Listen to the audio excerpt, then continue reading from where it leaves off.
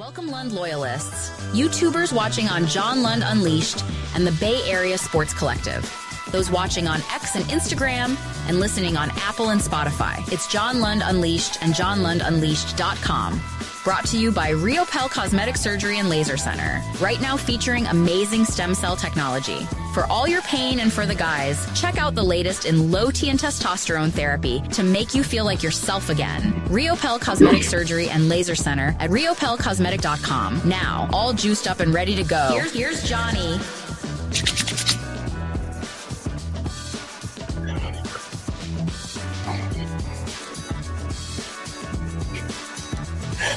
What's happening? Thanks for joining us.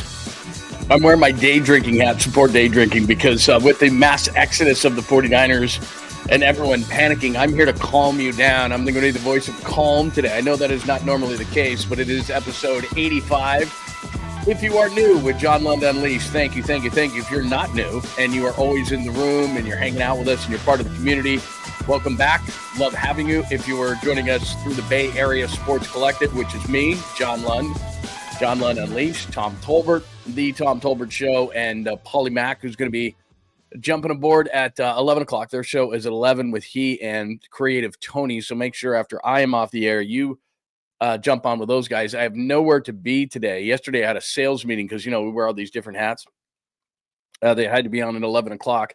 And I think we will have a new sponsor aboard, which is really, really cool. And then went to the dentist for about 2 hours. That was very, very nice.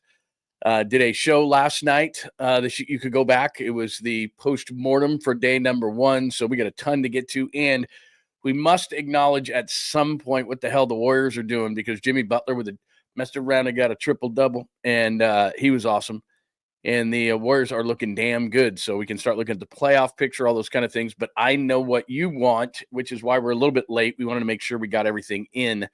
But the mass exodus from game number 1 and what they do now, as you saw the cover of the show right there, NFL free agency day 2, now what? So we'll talk about that, the mass exodus, which to me, this is going to be my theme of the day, a quantity over quality. A lot of quantity left the building, a lot of people, in other words, but then a lot of quality leave the building for the 49ers. I'm not so sure of that. And I'm not trying to spin this into something good, but a lot of quantity left the building. I don't know that a lot of quality left the building for the 49ers. So we will cut through that today. But good morning. If you are new to the show, please make sure that you are subscribing to John Lund Unleashed on YouTube. Much, much appreciated. Give us the thumbs up so that the algorithm likes us and all those kind of things, and it sends more people our way as we're growing the community close to 4,000 now.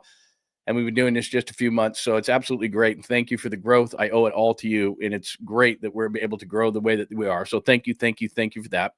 As I said, Bay Area Sports Collective, so I'm on the YouTube channel, John Lund Unleashed. Also on Bay Area Sports Collective, which is our new venture that we have going. So make sure that you are subscribing on Bay Area Sports Collective so you get my show, Tommy's show when he's on, Tolbert, and Creative Tony, and Polly Mack, who will be on, like I said, at 11 o'clock. Welcome to those watching on Facebook. That is my personal page, John Lund. We also have John Lund Unleashed on Facebook, which I would like if you would follow that. We are also on Twitch, if you like doing it that way, at John Lund Radio on X and Instagram. So good morning to everyone, and however you're watching. We'll do roll call in just a second, but episode 85, Mass Exodus, as we said. To me, only Dre hurts, but we'll talk about that. Now what? Good and the bad from day 1. We're going to open up the scope a little bit bigger. There were a few moves I really liked that NFL teams made, and a couple I really didn't like. One involves a now former 49er. We'll get out there. Who is still out there? Who can still help? The depth chart for the 49ers, I looked at it, and it is pretty ugly. I'm not going to lie to you. The Jimmy Butler triple-double we have to acknowledge, and the dubs in the playoffs, and then random, which is always stuff that we do. Random is always throughout the entire show. So there you go. That's what's going on as far as episode 85 is concerned. Good morning. By the way, sorry I had everything up late today. Normally I have this stuff done at night, but we did the show. That's a bad excuse, but we did the post-game show last night until I don't know when. And then I wrote some stuff and was having website problems. And all of a sudden it was like midnight. And I'm like, yeah, I'm going to bed. And so I usually have that thing up in the morning so people can jump in the room early. So I apologize. I'm normally better than that, and I will be better. Vernon, sports girl for life. Morning, all. John Holmes, it is tremendous to have you in Arizona getting up an hour earlier. Love it, love it, love it. I love the word savages, by the way. You're a savage. Savage is a great word. Certain words, like I said, uh, Lund did almost 5 hours. Those steroids are working. They're not steroids. They're not steroids. They're not steroids. Let's see. I did see this morning Solomon Thomas to the Cowboys. Colts get Daniel Jones. Thanks for updating us, John. Yeah, Daniel Jones. That's a good situation for Daniel Jones, by the way. If he can be that comeback quarterback that maybe I think he can be, Anthony Richardson stinks. So he may get an opportunity there. Very, very cool. Let's see here. I love it when we start the show and people start hitting up on Valco and all that kind of stuff. It's not Valco. I do not have bouts of rage. There are no bouts of rage. In fact, I'm going to Skills Report be the voice of calm amidst what I saw last night. Like, oh, it's over. And all these 49ers podcasters and YouTubers. Oh my God. Oh. Yeah, I'm worried that the 37th ranked guard, Aaron Banks, left for 4 years and 77. I'm really upset that the 40th ranked tackle, Jalen Moore, who a lot of times couldn't protect air, couldn't block air, is leaving. That's just horrible. So we'll get into that. I'm not bitter. It's just everyone's acting like sky is falling. And I'll show you the depth chart. It's not great, but it's not because these guys, Dre Greenlaw hurts. There's no sugarcoating Dre Greenlaw hurts, but everything else I'm not overly worried about. So we'll get into that whole conversation. But Skills Report is here. Kid, what's up, Kid Icarus 5? I like it. Let's go. Yes, third string safety. That's what they did this morning. Richie Grant, by the way, is the George Odom replacement. So let's definitely not overvalue that signing. So yeah, 4K, we're getting really close, and I appreciate it. Good morning, Bucko Sports, to you. Good morning to Joy. Who else is here? Is there anybody new that needs to say hello to our community this morning? Good morning. Scott always does that for me, and I really appreciate it. Like and subscribe, please. That would be massive for everybody, both here at John Lund Unleashed and Bay Area Sports Collective. Gizmo, good to see you. What up, 59, but really 84? Good to see you. Hey, yo. What else we got? Tacky is always here. I'm telling you, I got a positive attitude today. I don't know if it's just I'm yinging and everybody else is yanging. Everybody's going right. I'm going left. But, I think people are overreacting. There's some issues here. By the way, I owe you, Daniel S. Light the Beam, because as I went off the air yesterday and I couldn't get it back, after I clicked it, you go, bro, you screwed me because you had a super on the board and I didn't hit you. The Niners window was closed. We already knew that. But even my fantasy was another runner now dead. They better crush the draft. That's what we're going to talk about today, because that's what Jed York is basically saying to these guys. Good morning, Babak. Good to see you. Rough depth chart, but you got to pay the QB. It's expected. You're 100% correct in that evaluation. Hi, Gabriel. Good to see you this morning. Mo Vaughn. Everybody's acting like that's like, oh my God, these guys took steroids. You're basically telling me, baseball, that I can use HGH steroids.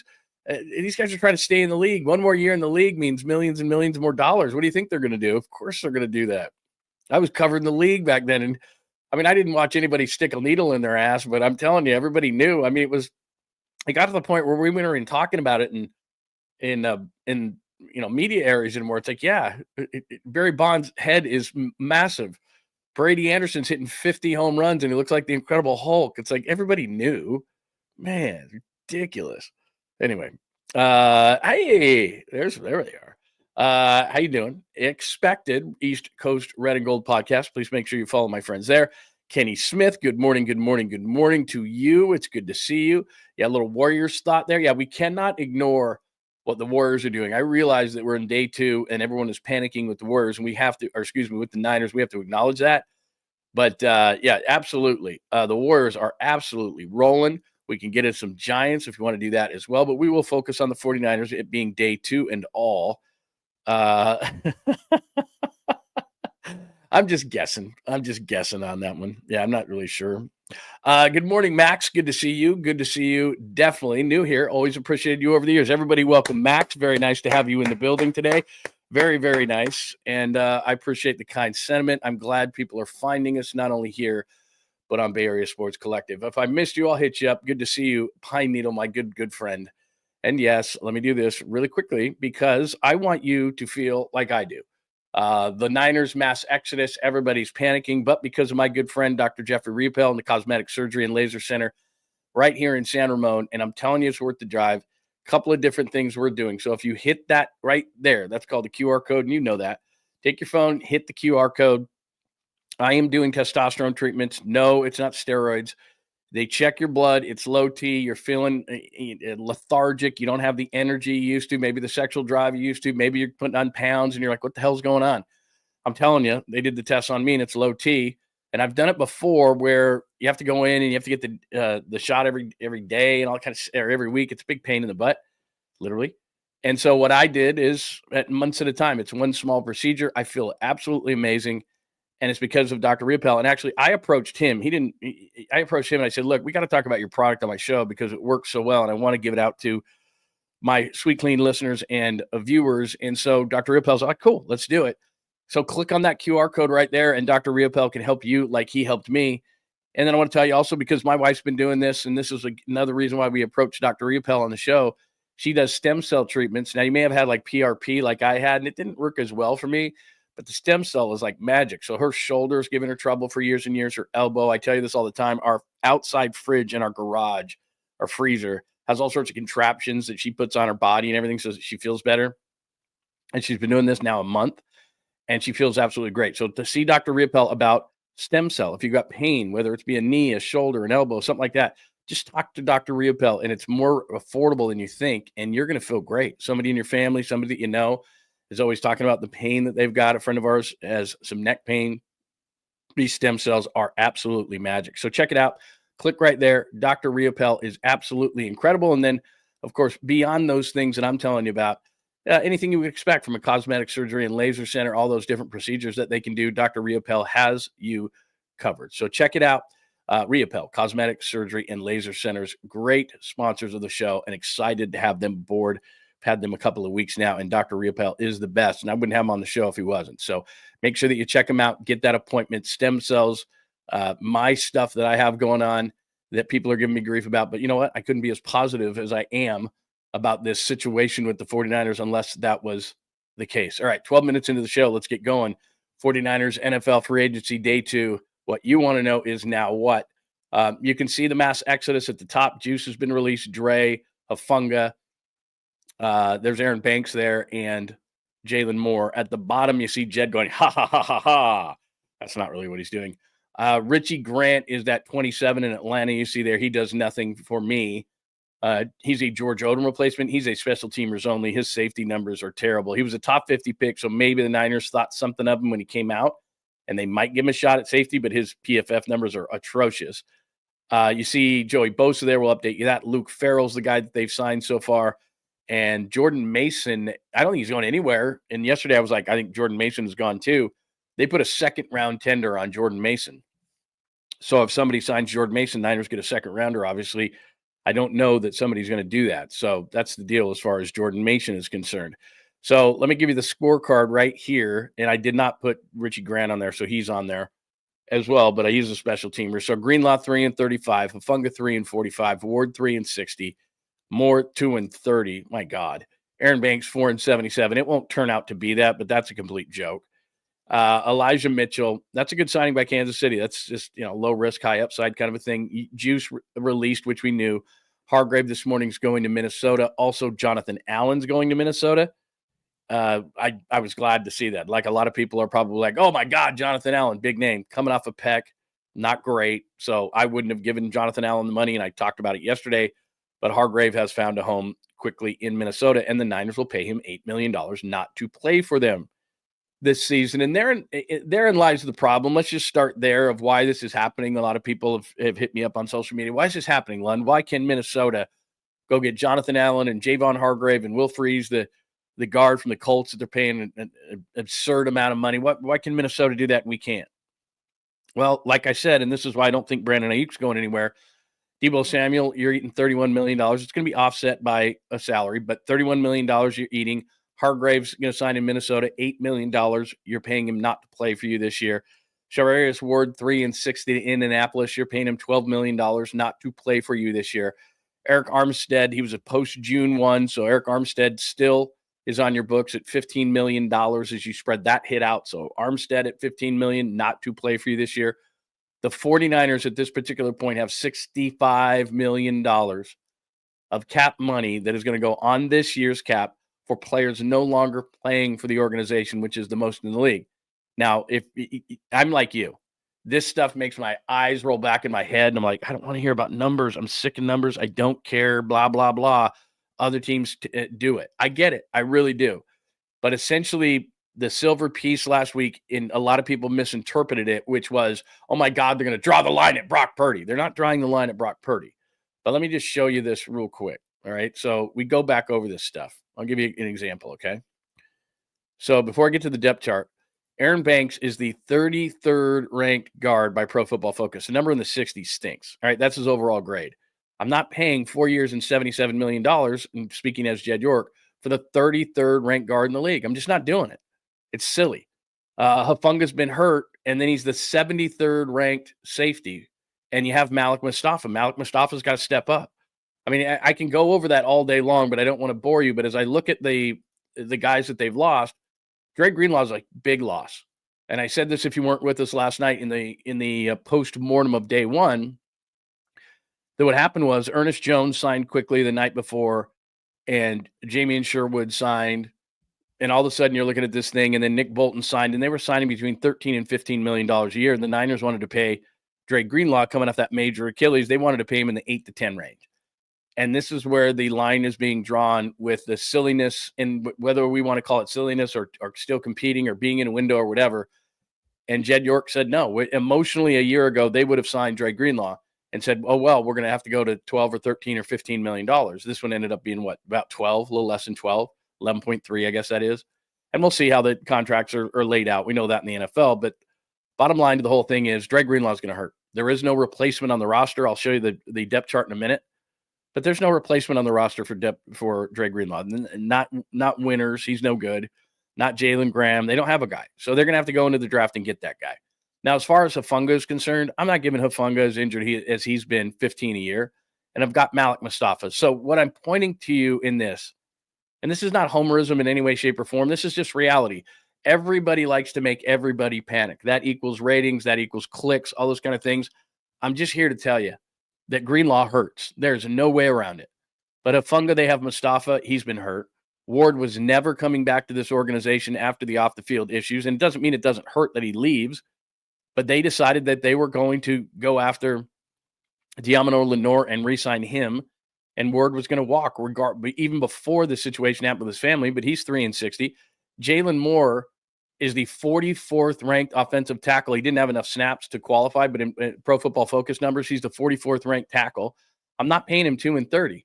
And Kansas City's going to find out when they put him to protect Patrick Mahomes' blind side that's not a good idea, and they're going to have trouble. So $15 million a year for Jalen Moore, not doing it. It's stupid. Aaron Banks, I just told you, is the 33rd ranked offensive guard. He's not good. The Niners couldn't run the ball last year because their center and left guard were terrible. They were not good run blockers. And I don't know what they're going to do about Jake Brendel, because Jake Brendel actually is a good run blocker and a terrible pass blocker, at least according to Pro Football Focus. And that's a problem when your quarterback's about 6 feet tall and you're going to get middle pressure. That's an issue, and they need to address it. But Aaron Banks, the Niners, whether it was this year, last year, any year, there's no way you're paying him $477. That's a ridiculous signing by Green Bay, but they have the money because the cap keeps going up. Elijah Mitchell, injured. I told you the story yesterday. From his rookie year, his agent was complaining and saying, we're going to conserve him. We're going to conserve him. They've had an icy relationship with Elijah Mitchell for many years, and they were never going to re-sign him. And he went on the injured list early last year. The Niners weren't exactly thrilled about it. They think he could have played at some point last year, and he's been doing that his whole Niners career, so they weren't going to re-sign him. And then Juice hurts, but you knew the minute Luke Farrell was signed, and Luke Farrell is going to be a move tight end blocker. That's not the number 2 tight end behind George Kittle, that receiving tight end that they still need to get in the draft. Kyle Juszczyk is going to be replaced by Luke Farrell. And I like Kyle Juszczyk, but this is the new world order for what the 49ers are going to do. Kyle Juszczyk saves them $6 million. And then Javon Hargrave goes to Minnesota today. We knew that. John said that in the press conference to end the season. He's going to cost them $8 million in the cap this year not to play for them. And the only reason I put Javon Hargrave up there is what a disaster that signing was. And I'm reminding you that day one of free agency, and it's, you know what it's like? and let me get this off the screen because it'll make you vomit. What free agency is like is, you don't want to participate in it because it means you're a bad football team. Like New England went out and spent a boatload of money because they had it to spend. A lot of these teams went out, and they're the same teams that do free agency every year, and they overspend on players who are mediocre, and then they find out a couple of years later that was a bad idea. Well, Javon Hargrave, that whole thing emanates, as you well know, from trading Buckner to the Colts, trying to get Kinlaw. Kinlaw fails, you got to get Hargrave. Hargrave, you get on the first day of free agency. You give him $80 million. You beg and you plead. John Lynch has told the story. You beg and you plead, please, Jed, please, please. And he says yes. And then Hargrave stinks. And you got to pay him now $8 million not to play on your team. And this is where a lot of this comes from, is Jed York looks at a 6-11 football team spending $344 million, the most in the league last year, and goes, what did I get? What was my ROI? What did I get back? And the big thing is, I'm not doing the Hargraves anymore. I'm not doing the emotional thing. So Hargrave emotional. Dre Greenlaw would have been emotional. Talanoa Hufanga, you've already got a replacement in the building. So that's where it stops, is that he just didn't want to get emotional. And I think Dre Greenlaw a year ago, Dre Greenlaw is a 49er today, because they say, okay, we wanted to spend 8 to 10. Yeah, we know he's coming off an Achilles, which is the worst injury in sports, but look what the market's doing. They're paying these guys. Denver's got a 3-year offer on the table. I guess we got to match it. And we do 3 and 35, and he comes back. And this is the one where Jed says, nope, not going to do it. The rest of the ones, let everybody panic, let everybody freak out, let all the, I'm not saying the Niners are better today, because they're not. But all I'm simply saying is, Hufanga, there's a guy in-house. Ward, we knew. Moore's overpaid. Banks is ridiculously overpaid. Mitchell's injured all the time. Juice got a reduction last year. We knew he was going to get released this year. Hargrave had already been released. So it's you look at the quantity of it, you look at the quantity of the players that the 49ers lose, and you freak out. But if you look at the quality of the player that the 49ers lost, the only real loss on that list is Dre Greenlaw, period. That's just what it is. And there should be no shock. Ward's a really nice player, and I expect him to be really good in Indianapolis, because the off-the-field stuff, I don't even know how he played football, given the things that happened to him off the field. He almost 2-year-old daughter died. I got to be honest. If that was me, I'd have checked out. I'd have just told the Niners, I can't do it. I can't play. His wife left California, couldn't come back. She had PTSD. She's like, I never can step foot in California again. So he was never going to come back here. And when they signed Demo to that extension, they knew they had to make a decision. And so Ward wasn't coming back. So I don't know what the shock is of everybody, because like I said, I'm basing this on media reaction, social media reaction, 49ers online reaction from some of these guys who do shows like mine, who are just freaking out over the quantity of player they lost and not the quality of player. And what Jed York is telling John Lynch, and what he's telling Kyle Shanahan, and what he's telling the front office in general is, and I liken it to Joe Lacob. Last night there were a couple of people who likened it to the Giants. Well, they're not going to spend anymore. That's not what they're saying. What they're saying is Joe Lacob basically for a minute, only for a brief minute, he paused things. And he said, we're a 10th place team for the 3rd year in a row playing in the play-in. I'm not paying for this. I'm not paying top dollar for this. Sorry, just not going to do it. And then Jimmy Butler became available, and he huddled with his people, and he was going to make the decision anyway, and essentially said, you know what? Jimmy Butler can put us back in contention. I'll spend again. So what Jed has done is he's moved this responsibility over to John, Kyle in the front office, and said, guys, I'm watching Philadelphia nail the draft for a couple of years in a row, and look where they are, and they're fine financially. I'm looking at the Rams doing it. The Rams were in this exact position after they won the Super Bowl. Remember, they gave up all the draft picks and everything, and everyone said they were going to rebuild.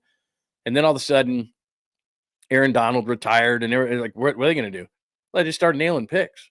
5th rounder for Puka Nacua, 2nd round Kyron Williams, rebuilt the offensive line with some picks and some signings, nailed the defensive line with guys like Jared Verse and Brandon Fisk and Young and all these guys. They rebuilt their entire team mostly through the draft and then key free agent acquisitions when they got the money, because they let a bunch of guys go.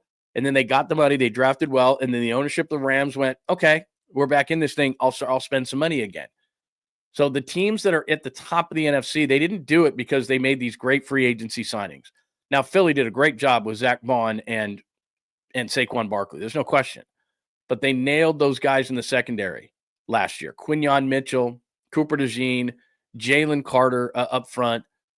They just nailed picks one after the other, and then obviously they did some trades and free agent signings. It's a combination of things, but the people who think that free agency is going to be the great elixir to fix your team are going to find out. Go just track these guys that were signed in this offseason. A couple of years from now, they're going to be trying to undo these deals because free agents are imperfect. A lot of times they're too old, too expensive, too injured. There's a reason why players make it to market. The best players re-sign. The best teams draft, develop, and re-sign their own. The teams who have all the money, they picked so poorly in the draft that they didn't re-sign their players, so they have a bunch of money to go out and get the flawed players. And then we freak out, and it's like sitting there at Christmas when you're young, because older, I don't care. I watch my kids open presents. I don't care anymore. But when you're young and it's like, everybody's got a present but you, and you're getting pissed, and it's like, even if it's a junky present, you just want a present to open, right? And that's kind of how we felt as 49ers fans. It's like, where's my present? What do I get to open? And then it's Luke Farrell, and you're like, move tight end blocker, socks and underwear. Or it's Richie Grant this morning, special teamer. He's not going to play in the secondary. He's not good in the secondary, but he's a decent special teams player. The Niners are probably taking a chance on him because he was a top 50 pick by Atlanta, so maybe they had a decent grade on him, and they're like, what's going on with this guy? But he's been in the league 4 years.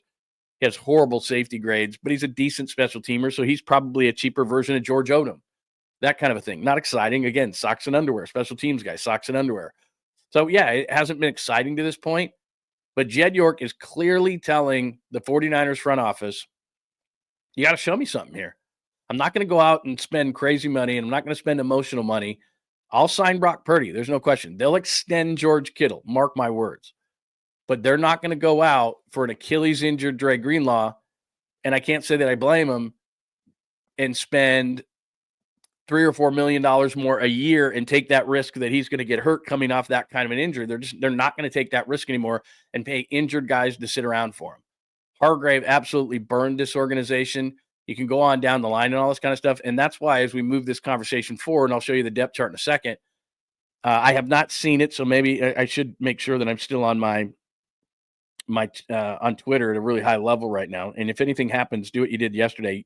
You guys were amazing in keeping me up to date on everything that's going on here. Solomon Thomas, Dallas. Yeah, we already talked about that. Richie Grant is nothing.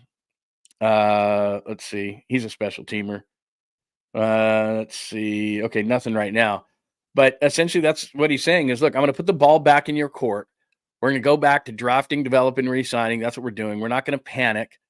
They're not in a rebuild mode. I'm going to answer that question for people because if they were, Kyle Shanahan would ask out. John Lynch would be broadcasting TV.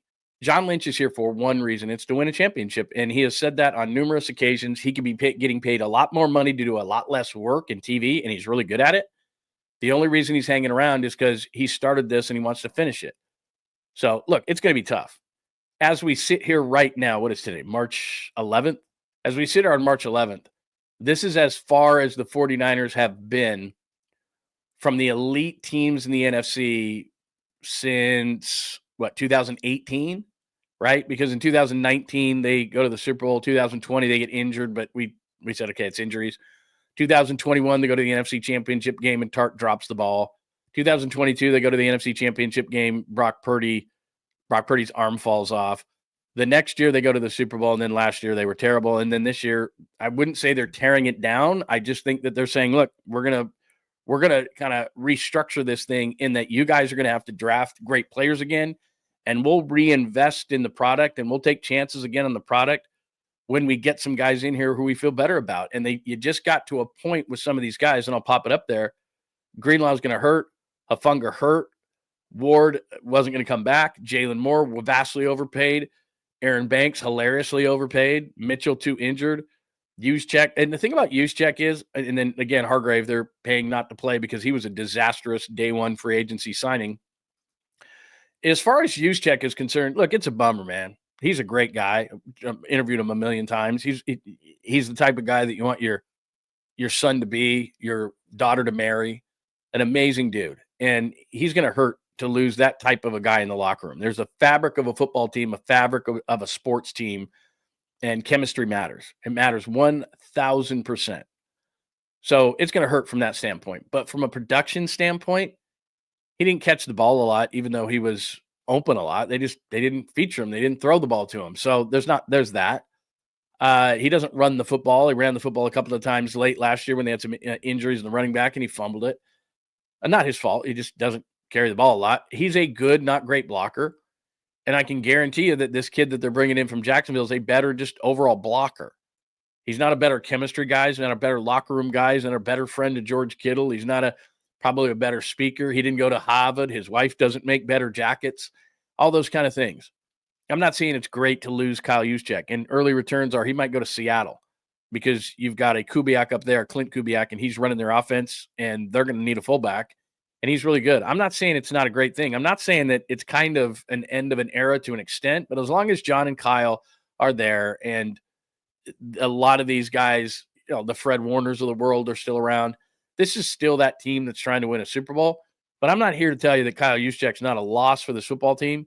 But on the field, it became more and more difficult to justify what he was getting paid because they're not throwing the ball much to him. He's a good, not great blocker. So how much do you pay for a guy who's great in the locker room and everybody likes? And that's what it came down to is the 49ers had to be ruthless in their evaluation of things. Bill Walsh, not Al Davis. Al Davis would keep guys because he just loved those guys. Bill Walsh said, nope, rather a year too early than a year too late. And that's what the 49ers are doing. They like Kyle Juszczyk. But the writing was on the wall a year ago when he took a pay cut. And I thought Kyle Juszczyk was as I looked at players that could save money for the organization, he saves them $6 million. So they looked at it and they just said, there's not justification for it. And here's the other thing. They looked at the film and they said, we need to run between the tackles, short yardage, and Kyle Juszczyk is not a hammer type of a blocker. This kid that they're bringing in from Jacksonville, that's supposed to be his MO. They're going to put him in motion. They're going to play him at fullback. He's going to be that guy. He's 6'5", 255. He's a bigger dude. He's a better blocker. And they've got to figure out center and guard. I'm not going to lie to you on that. They got to figure out center and guard. I mean, it's terrible. In fact, let me throw up the depth chart. I don't mean to make you throw up your eggs or anything like that, but it's ugly. And I circled some of the places that are really ugly, but you can see the numbers there. Those are Pro Football Focus numbers. Anything in green is good. Anything in yellow or orange is bad. So if you look at the center position, for example, Brendel, not great. Left guard right now, Zakel or whomever, or Bart, whoever's going to be there, not good. Ayuk, they're fine. Jennings, they're fine. Look on the other side. If you see Ricky Pearsall, not good. The defensive line is atrocious the way they have it right now. I don't know what they're going to do inside. You look at inside right there. They don't have anybody. Nick Bosa is a big number. You see that blue. That's an amazing number at 91. Floyd is a terrible number. The inside's a terrible number. Next to Fred Warner, who's got a blue number, which is a big number. The two outside linebackers are terrible. Safety, I've told you about Brown. Holland signed with the Giants. He signed way too much. The safety market was pretty high. So the things I have circled are critical areas. So they need a free safety. They need 3 defensive linemen. Floyd could be a guy who comes in just on third down, but he's atrocious against the run. Linebackers, that's Dre Greenlaw. It really hurts. It really hurts. And I'm sure at the last minute, John and Kyle said, look, we understand your stance. We understand the direction of the team, but are you sure on Dre Greenlaw? Because we have nobody, Jim Harbaugh, to replace him. Nobody. That's the one that's going to hurt. And they're going to have to go earlier in the draft than they wanted to for a linebacker. And they'll probably sign a veteran like an Eric Kendricks, who's 33. But you can see right there in the depth chart, the linebacker, other than Fred Warner, is ugly. So it's pretty simple. Now, on the positive side of things, Brock's going to get re-signed. McCaffrey hopefully is healthy. Jennings and Ayuk. Offensively, and there's Kittle with an elite blue number next to him. Trent Williams has an elite blue number. McKivitz is not as bad as you think at right tackle. So they've got, obviously, offensively, if they can get that center guard situation worked out, if, which I hate ifs, Ricky Pearsall, it lives up to a first-round billing and is at least solid. Offensively, I believe they're going to score points. They're going to address guard. They're going to address center. And I think that they're going to score points offensively. Defensively, I'm nervous. Robert Saleh can only take you so far. Green at corner, I think they need another veteran corner. They need to find somebody who could fall out in free agency. And then the front seven which used to be the Niners calling card. You can see there 5 bad numbers out of 7. I mean, that's what it is that you've got right there, Warner in the middle, and you have Bosa at the edge. And other than that, the other 5 guys of the front 7, atrocious. I mean, they have atrocious numbers there. So that's just Pro Football Focus. I'm not saying they know everything, but they're fairly well. I mean, their numbers are fairly good. I mean, I've showed you this before, the top 10 edge rushers, the top, you start looking at the top 10 players at each position group, and they're pretty accurate. You're like, oh, okay, that probably is. So when you see those numbers, you go, how accurate are those guys? Pretty good. So there's some ugly numbers right there. That depth chart is not great. The interior of the offensive line on the left side, that's ugly. They got to address it. Defensive line, they don't have any depth there. They got to address it. Floyd is better served as a third down pass rusher. There is no way around the Dre Greenlaw thing hurting, and I don't love J.R. Brown as the deep safety, and that's a really young secondary. So suffice to say that in showing you that depth chart, they got a lot of work to do. There's no question. But I'm not going to panic over the, like I said, 33rd ranked guard getting 4 years and $77 million, and that's Pro Football Focus. I'm not going to freak out over a guy like Hufanga who's hurt all the time and was the 73rd ranked safety. There was a lot of quantity that left yesterday, not a lot of quality. And Dre Greenlaw is hurts. I mean, there's no doubt about it. Dre Greenlaw hurts, and they don't have a replacement on the roster. Now, a couple other quick things, and then we'll go out to the chat line and see what people are talking about. Matt Barros reporting, as I told you, the Niners are placing a second-round tender on Jordan Mason. No team signs him and get a 5.35, which is reasonable, and they'd get a second-round pick. So I don't think anybody's going to sign Mason for a second-round pick value. There's a lot of running backs in this draft, and I just don't see it. The other thing, let me see, what else do I have on the board? Oh, Jonathan Allen, I was never on board with this. 3-60 is ridiculous. He's coming off a pec. He's 30 years old. I'm not saying he's done, but I wouldn't give him 3-60, and that's just that. You got money burning a hole in your pocket, and they signed Allen, they signed Hargrave, and they signed Will Freeze, the guard from the Colts. Minnesota did, and I bet they have buyer's remorse on probably two of those three. Richie Grant comes to the Niners. You're like, what's he all about? He was a top pick, and a lot of people buzzed about him a few years ago when he came out of college, so maybe that's why the Niners are looking at him. But he's a special teams only guy. Think George Odom replacement. If they release Odom, they save about $1.5 million. So that's probably what they're doing there. He's not great. He's got not good numbers. Not good numbers. And one more thing I'm going to show you. This has to do with Pro Football Focus. This is the point I'm making on Pro Football Focus. Oh, I just have the Bosa 72 up there. That's why I don't want Joey Bosa, by the way. That's PFF numbers. 72nd rank edge rusher. Thought I had the top 10. I've showed you that before. When people go, Pro Football Focus doesn't know anything. The top 10 edge rushers are the top 10 edge rushers in the league. So people can talk about what they don't do or they don't do anything or you don't know. I think they do a pretty good job. So anyway, there you go. That is the reality of the Niners situation right now. Give me your thoughts. I'm really interested to know what you think. I'm going to hit the chat line here in a second. But how do you perceive all this? I'm saying that it's a lot of quantity that left the building, not a lot of quality. You can't get around the fact that Dre Greenlaw is really going to hurt and they don't have a replacement. You can't get around the fact that although Kyle Juszczyk probably didn't do enough to earn his paycheck and it wasn't all his fault, he's not a hammer blocker and they need to improve that to run the ball better. He was open in the pass game. They just didn't throw it to him a lot. He's tremendous in the locker room. He's a really great leader and lots of guys like him. But that's a luxury that right now the 49ers don't feel they can afford. So I'm not saying that Juszczyk isn't a loss and Greenlaw isn't a loss. There's just nobody else on that list that I'm overly concerned about. And people are looking at quantity over quality. Hufanga hurt. Ward was always going to leave. Moore, that's a dumb contract. Banks, that's a dumb contract. Mitchell hurt. Juszczyk hurts. Hargrave, So that's how I look at it. And Farrell is a replacement for Juszczyk.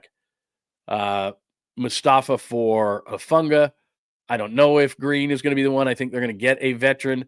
Moore was a swing tackle. They can find that. Banks, you can find a guard, not only in the draft, but in free agency. Mitchell wasn't going to be a factor because you've already got Mason. Looks like he's going to come back. And then you have Garendo after that. So Mitchell's not even a factor. He didn't even play last year. So lots of quantity left the building, not a lot of quality. I guess the question I would ask you is more so, is it a sign of what they're going to do? In other words, we had our window. That's it. We're done. I don't look at it like that. I still think there's a lot of offensive firepower on this team. And I think that they're going to score points. I think Brock's going to be a lot better quarterback. He got a last play schedule. But defensively, and I showed you the depth chart, defensively it's ugly. And there's just no way there's no way around the defense. Salah's only giving you so much. Their defensive line is ravaged. Their linebacking core, other than Fred Warner, and they have a lot of work to do. And I'm not comfortable having J.R. Brown as my deep safety. Plus, I think they need a corner. I think they need another corner, and then Renardo Green can come off the bench. And Green was good last year; it was solid, but and Lenore is solid. But I think what would be cool is if you get a veteran corner, another adult in the room in the secondary, and then Lenore moves inside in the slot on passing downs. So that's how I see it. It's not pretty. And the center and the guard have got to be replaced. Center and guard have got to be replaced. So that's how I see it. All right, let me pop out to the line here and see what people are talking about. We're 40 minutes into the show. Give you a little day one. Plus, what I'll do is I'm going to I told you there on the chalkboard there. So we're at mass exodus. Only Dre hurts. Now what? I'm going to give you now what in a minute. Good and bad from day one. I'm just going to move out the lens a little bit and look at some of the moves I liked and did not like. And then still out there is who you care about. Like, who's still out there, Lund? Good question. I'm going to show you that in just a second.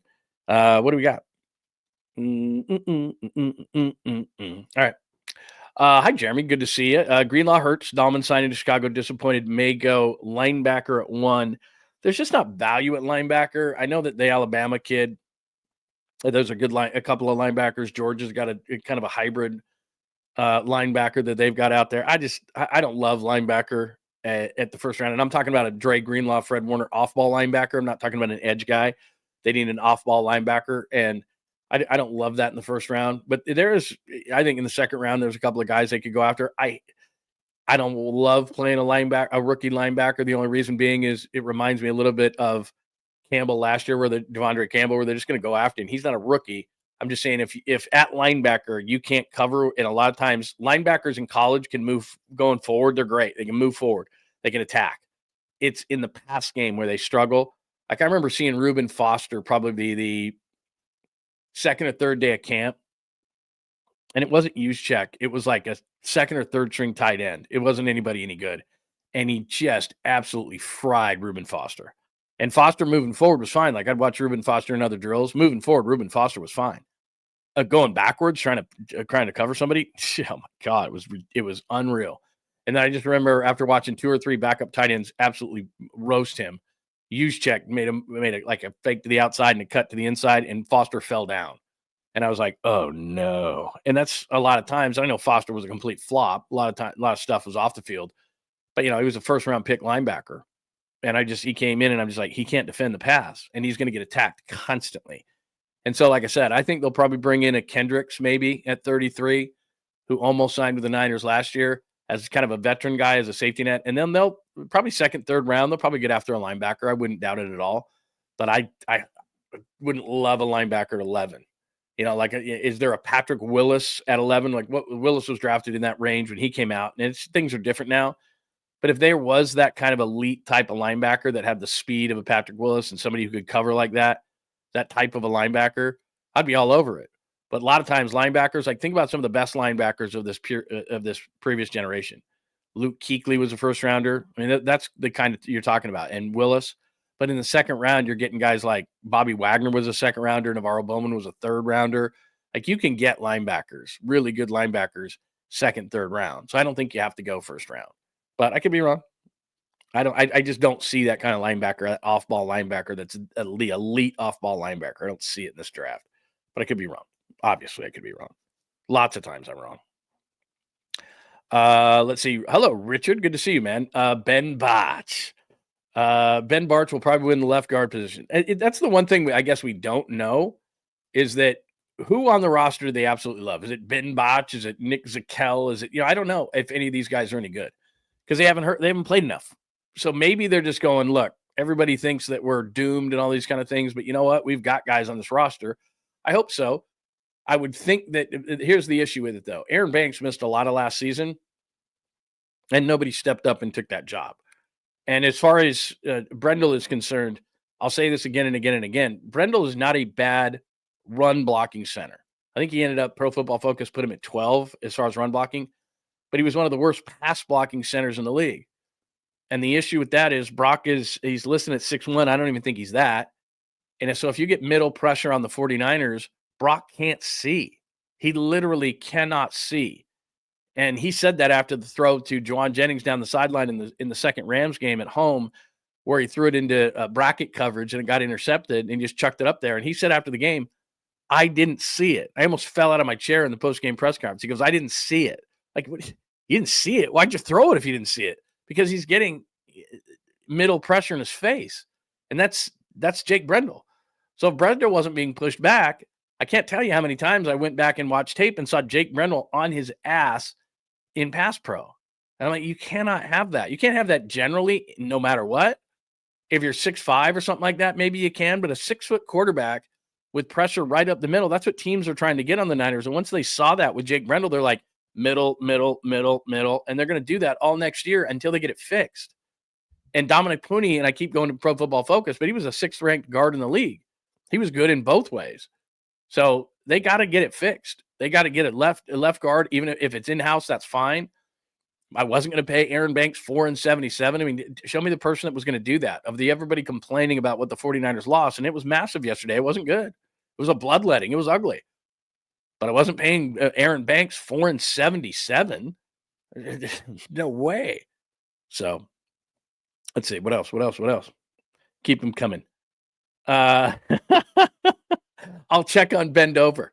Ben Bodge. I don't know enough about Ben Bodge to tell you whether he can play or not. I don't. They could. Devin Bush was a guy that was a first-round pick out of Michigan, and he bombed in Pittsburgh, and he has really good athletic traits. And then he went to Seattle, and he was even worse. And I think they might have even released him. He wore number 0, and that was about as good as he was. He wasn't very good. So anyway, I don't love that, but who knows? Hi, Gabriel. Good to see you. Mekhi Becton hasn't signed yet. I would be interested in sliding left guard next to Trent. Those are some big dudes. You are right. I guess my only question with him would be, does he have the movement skills in this offense? The Eagles just power it, right? The Eagles are more of a power scheme, and the Niners are more of a zone scheme. So does Mekhi Becton with his size have the movement ability to be able to do it, and how much does he want? I mean, that's what it comes down to is, right?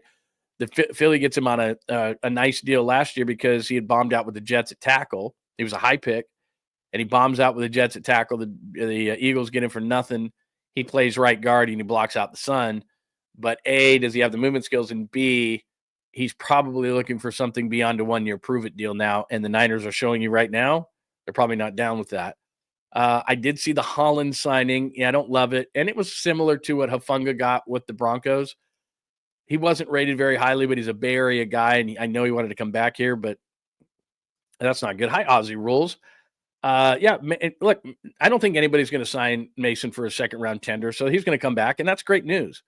And if I'm the 49ers, I'm going to Christian McCaffrey and I'm saying, I love you, man, and I know you want to play on every single play. I get it. We got to pull you out of there with a crane. But Jordan Mason's a solid back, and he showed in the first half of the year, north-south runner, that he led the league in rushing at one point. He's not you, and he's not going to tilt the field like you, and he's not going to catch the ball like you or any of those kind of things. But we have to preserve you like the Warriors preserved Steph Curry, and we all sit there and go, more minutes for Steph, more minutes for Steph. We want more minutes. But they've got to save him from himself, and if he's going to fulfill the contract that he just extended before last offseason, especially, I don't know where that Achilles is, and you hate to hear that, but I don't know where that whole thing is. But Jordan Mason, A, deserves snaps, and B, they need to conserve Christian McCaffrey. So to me, that's good news that they're able to keep Jordan Mason, because I don't think anyone's going to give a second-round tender or second-round pick to the 49ers for signing him away. Yesterday, I was like, I'll probably lose him too. But they put a second-round tender on him, which pays him over $5 million, which is still not a ton of money for a running back, but it's a decent amount. So hopefully they're able to protect Christian McCaffrey a little bit on there. What else do we got? That's not a bad call right there, Gabriel. I've mentioned his name quite a bit. Aziz Ojulari. That's what you got to do at this point in free agency now. And I'll show you the list in just a second. But in free agency, where we are at this point is it's the drunken teams go out like New England, who had all the money yesterday, and overpay and sign about 5 or 6 guys because, as I told you, they draft, they just don't develop and re-sign. So they take all that money and they overpay for a bunch of guys, like they did yesterday for Milton Williams and Harold Landry and a bunch of different guys that they picked up. Robert Spillane, who from the linebacker from the Raiders, all that. So they overpay a bunch of guys. And then the same teams generally come in day 2 and they go, okay, what can we do here? Who's left? And they pick through it. And all of a sudden, a Zach Bond, who signed a 1-year deal in Philly and nobody thought anything about it. And he's the all-pro middle linebacker. So you can find those guys, and that's the charge right now for John Kyle in the front office. There's two things. Find a couple of buried diamonds in free agency at this point that nobody else sees, who fits our scheme and what we do. And maybe that's a guard, like you said. Maybe, who's this year's Mekhi Becton? I don't know if they can afford Mekhi Becton, but who's this year's Mekhi Becton that maybe bombed out somewhere else? Like, to me, Tevin Jenkins is a guy that was a first-round pick of the Bears. Lots of injuries, so that might scare the hell out of the Niners.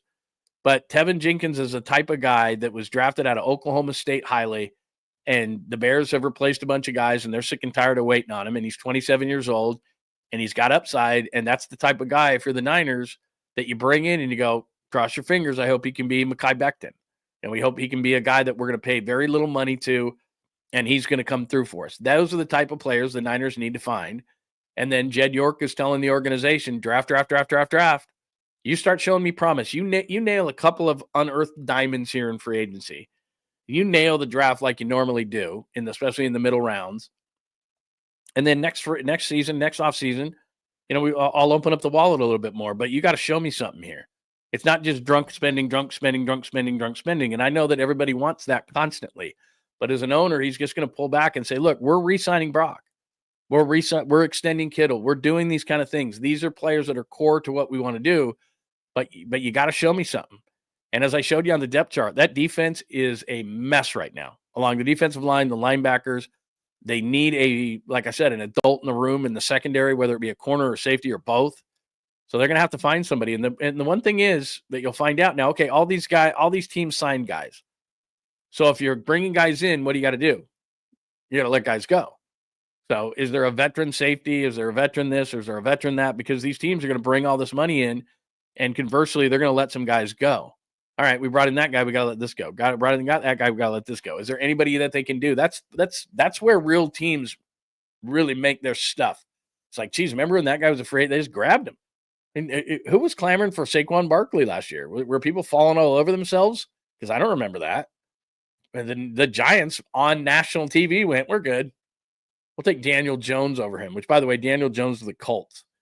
And he's a guy to keep an eye on just because, I don't know, for some reason, I think he's the next Darnold or Baker Mayfield. He's got talent, got out of New York. I just think he might be that guy. And Anthony Richardson stinks. He'll be starting by, I don't know, week 3 or 4 probably. So, and let me keep going back to questions, comments, people's thoughts. Again, not a great first day for the 49ers, but I'm going to keep sticking to this. Quantity over quality left the building. A lot of people, not a lot of quality, but it is, it's ugly, man. I'm not going to deny that. But it's a lot of quantity that left the building. I don't think a lot of quality. What do we got? I will go out in just a second because you want to know what's left. And I'll go out in just a second and show you that. What's up, Nate? Good morning to you. Good morning. I always like the Scooby-Doo. Oh? Let's see here. See, the thing is I owe Daniel, like the Eagles, we need to rebuild through the draft. Howie and Lynch. Yeah, Roseman just had a ridiculous year. I mean, that's what it comes down to. All right, let me do this. I'm going to share my screen with you. That's like I always tell you is dangerous because I don't know what's on my screen. Actually, I do, and that's why I'm nervous. Okay, here's what is left. Let's do this. This is fun. Jonathan Allen, who went to the Vikings and was vastly overpaid at $360. So this is the latest. Darnold. By the way, I'll go through some of these moves that I liked. I like Sam Darnold's move. I texted with a friend of mine in Seattle this morning, and I said, look, I watched Sam Darnold in training camp, and although he doesn't always see it, he spins it. And so that's an interesting one to me, and they saved a bunch of money on Geno Smith, and he's 27, and Smith is 34. So I know that we're not supposed to acknowledge the Seahawks or give them any praise whatsoever, but I think that's a good swap by Seattle. Justin Fields, I just don't see it. $240 million. And so they go from Aaron Rodgers. It's the opposite Aaron Rodgers. Now they're going to have an offense where a young athletic quarterback versus an old quarterback who can't move. I just don't see the Justin Fields thing. And people were asking me about Fields of the Niners, and I'm like, he's the anti-Brock Purdy. There's just no way they're signing Justin Fields. And he got $20 million a year from the Jets, and that's just going to be another bad signing by the Jets, another quarterback on the heap. He doesn't see it. He's one read and run. He's a tremendous athlete. He's a great runner, but the league has told you time and time again that you got to be able to win from the pocket at some point, and Fields can't. Daniel Jones, I like that signing by the Colts at 1-14. That's a reasonable deal. Najee Harris was one that we didn't get to talk about yesterday, goes to the Chargers.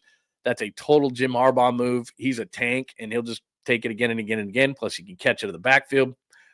Typical Dallas move. Did you see the stat yesterday? The Cowboys have not signed a player making over $6 million a year in free agency since 2015. 10 years. And Javonte Williams, who had knee problems, he looked really good with Denver early, comes out of North Carolina, and they signed him for 1 year and $3 million. Juszczyk, as you see right there, is on that list now. I've heard Seattle maybe. By the way, I'm trying to keep up with stuff. So if you see anything on Twitter, make sure you alert me, please, and I'll give you full credit. Full credit, I tell you. Let's see. Anything else here? Let's see. Wide receiver wise, yes, they need somebody to take the place temporarily of Brandon Ayuk. Plus, it'd be nice to have a veteran. Amari Cooper's name is going to come up. I know Stephon Diggs, but he's a major pain in the butt.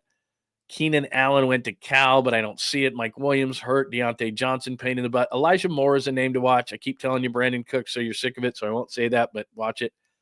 I don't love any of those other names on that list. Is there anybody for you on that list that you like? So there's the wide receivers, veteran-wise. It's not that I don't want them to take a wide receiver in the draft, and I think they will. I just don't think it'll be early. But wide receiver-wise, I'd like a veteran to take the place of Ayuk early in the season. And like I said, I don't love that list. Slayton was a guy that I kind of thought of, but 3 and 36 would be way too rich for the Niners' blood for this kind of. We're talking about a guy who's going to replace Ayuk while he's hurt and then probably fall back to being like a third or a fourth wide receiver, depending on how good Pearsall is. So that's the list for that. Tight end, like I said, they already went with Luke Farrell, so there's nobody on that list that they're probably going to look at because they're looking now for more of a receiving tight end. Dron Johnson's not bad, but he'd probably be overpriced. Offensive tackle, you're just going to have to live with McKivitz. That's just the way it's going to be. They're not going to look at an offensive tackle. Interior, this is where they really need some help. Dahlman's deal wasn't as big as I thought it was. Some people were saying that he could get 18 to 20. He gets up 3 and 42. Ryan Kelly's a veteran I didn't love, but Minnesota's just throwing around money because Minnesota gets Ryan Kelly. They get Javon Hargrave. They get Jonathan Allen. And they picked up the guard from the Colts for a ton of money. So they had a bunch of money burning a hole in their pocket. Josh Myers is just okay. I don't love that. Yeah, look at that deal right there. $5 and $88 million. That is silly. I'm just not doing it. James Daniels was a guy that I liked for the 49ers, and he got 3 and 24 from Miami. That's a very reasonable deal. Remember, 4 and 77 for Aaron Banks. So 3 and 24 was something that I thought the Niners could do, but he went with Miami, so I get it. But that's not a ton. Jenkins is the guy right there. Tevin Jenkins is the guy. What were his numbers last year, just for the heck of it? Let's see. Those are okay numbers. Overall, 75.4 pass block, run block.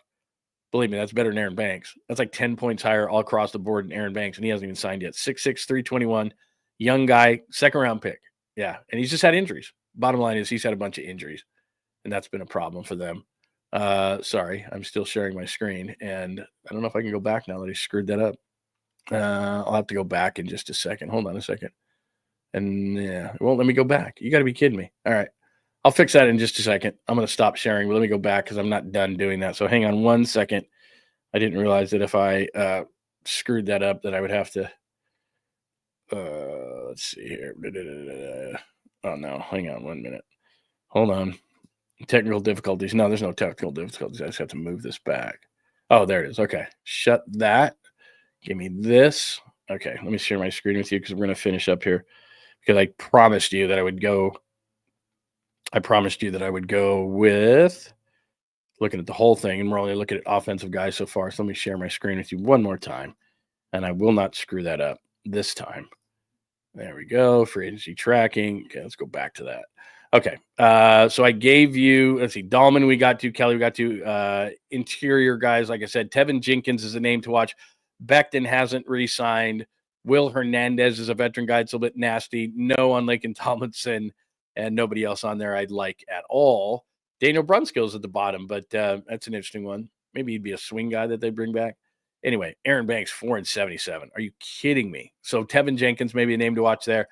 Edge defenders, I would love an edge defender, but Khalil Mack was the guy I thought would be interesting, but 1-18 to go back. Von Miller's been released. Don't know if they would do anything there.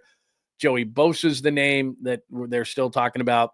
Aziz Ajwalari is a guy that a lot of people have talked about. He's got some upside, and he's a young guy. Don't mind him whatsoever. Dante Fowler Jr. is a guy that had 10.5 sacks last year was he in Dallas last year? Where was he? He had 10.5 sacks last year. Preston Smith has been solid in the past. What else do we have here? Not a lot. There's not a lot left there. Is there a name that intrigues you? No, I don't want Cleveland Farrell back. He's a run defender. Draymond Jones is a guy that just bombed out in Seattle, and he's kind of an interior in-out guy. That might be somebody that if you don't have a lot of expectations for, could be something that you could add. Interior, the defensive line, Milton Williams just got vastly overpaid by New England because he was near a Super Bowl. There's Hargrave. He just signed. Who else is on that list? Calais Campbell's a little bit older. They got to find somebody on that list. They got to find somebody on that list. Kevin Givens is a guy. You look at the middle there. He re-signed. Javon Kinlaw, I told you this yesterday. That's the worst contract I've seen in all of free agency. Aaron Banks is pretty bad. There's a couple of pretty bad contracts out there. I don't understand Javon Kinlaw other than the fact that Adam Peters was here in San Francisco and is still probably pounding the table that they made the right pick with it, because 3-45 with 30 guaranteed is just a joke as far as Javon Kinlaw is concerned. So there's that. So there's somebody on that list as I'm looking at it right now, the defensive line, that they will pick up. There is somebody right there that they will absolutely pick through and get, because there's Malik Collins there. He got released or is going to be released tomorrow on the first day of the year.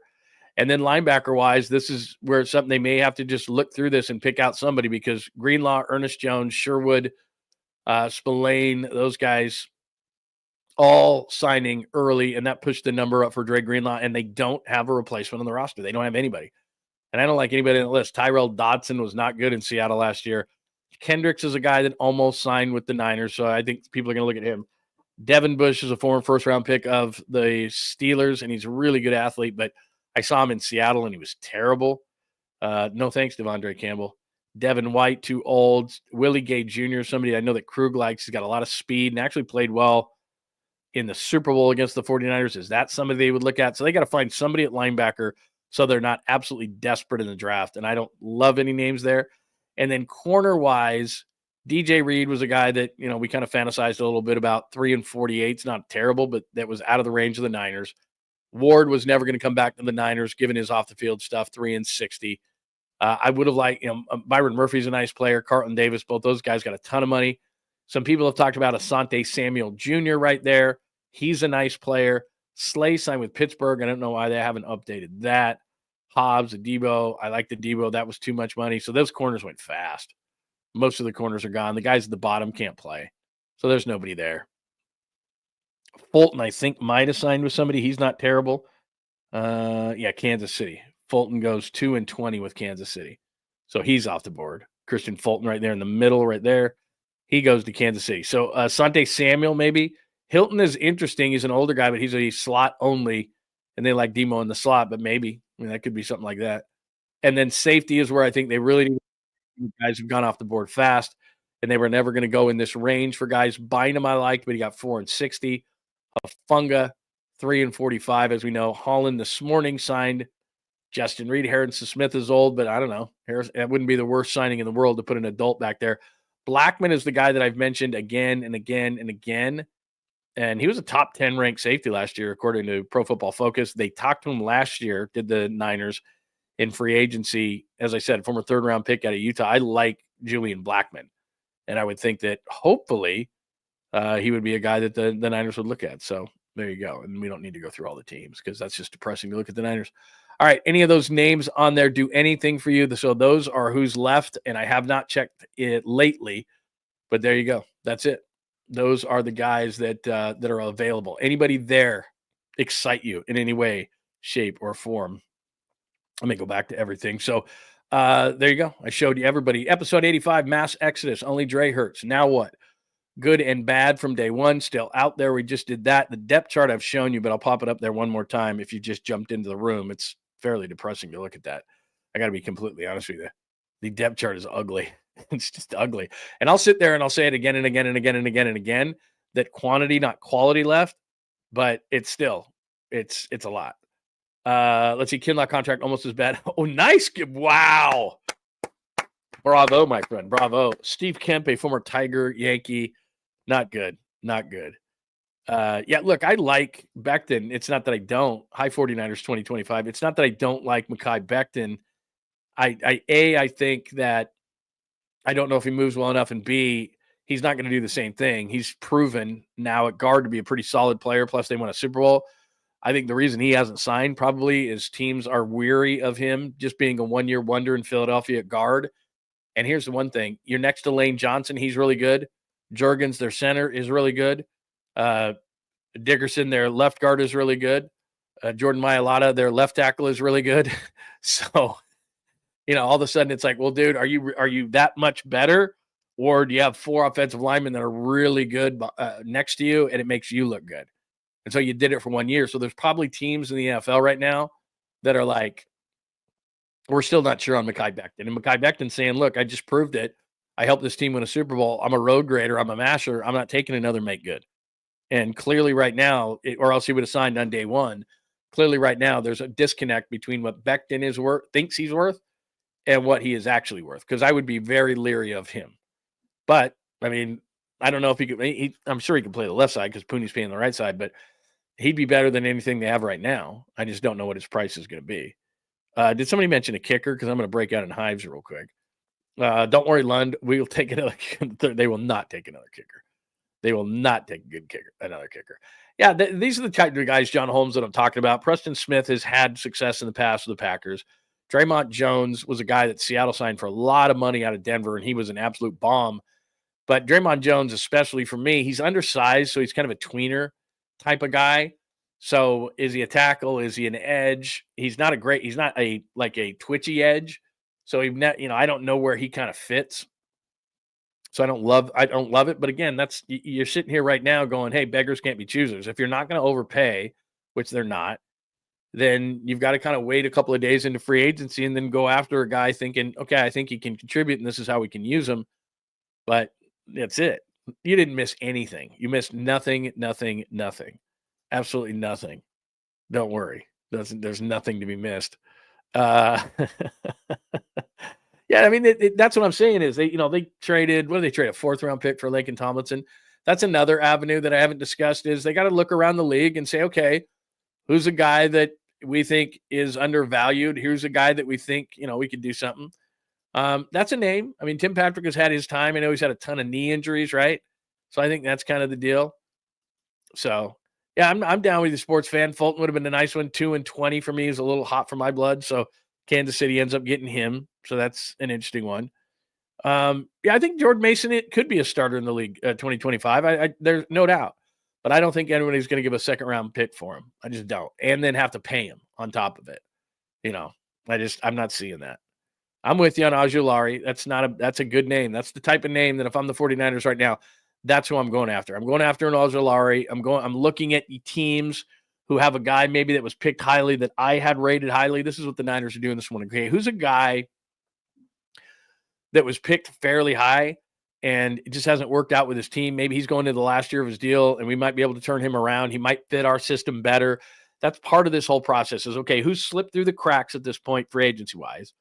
And then secondarily, the Laken Tomlinsons of the world who they got for a 4th-round pick. So they're looking at themselves because Laken Tomlinson was a 1st-round pick of the Lions.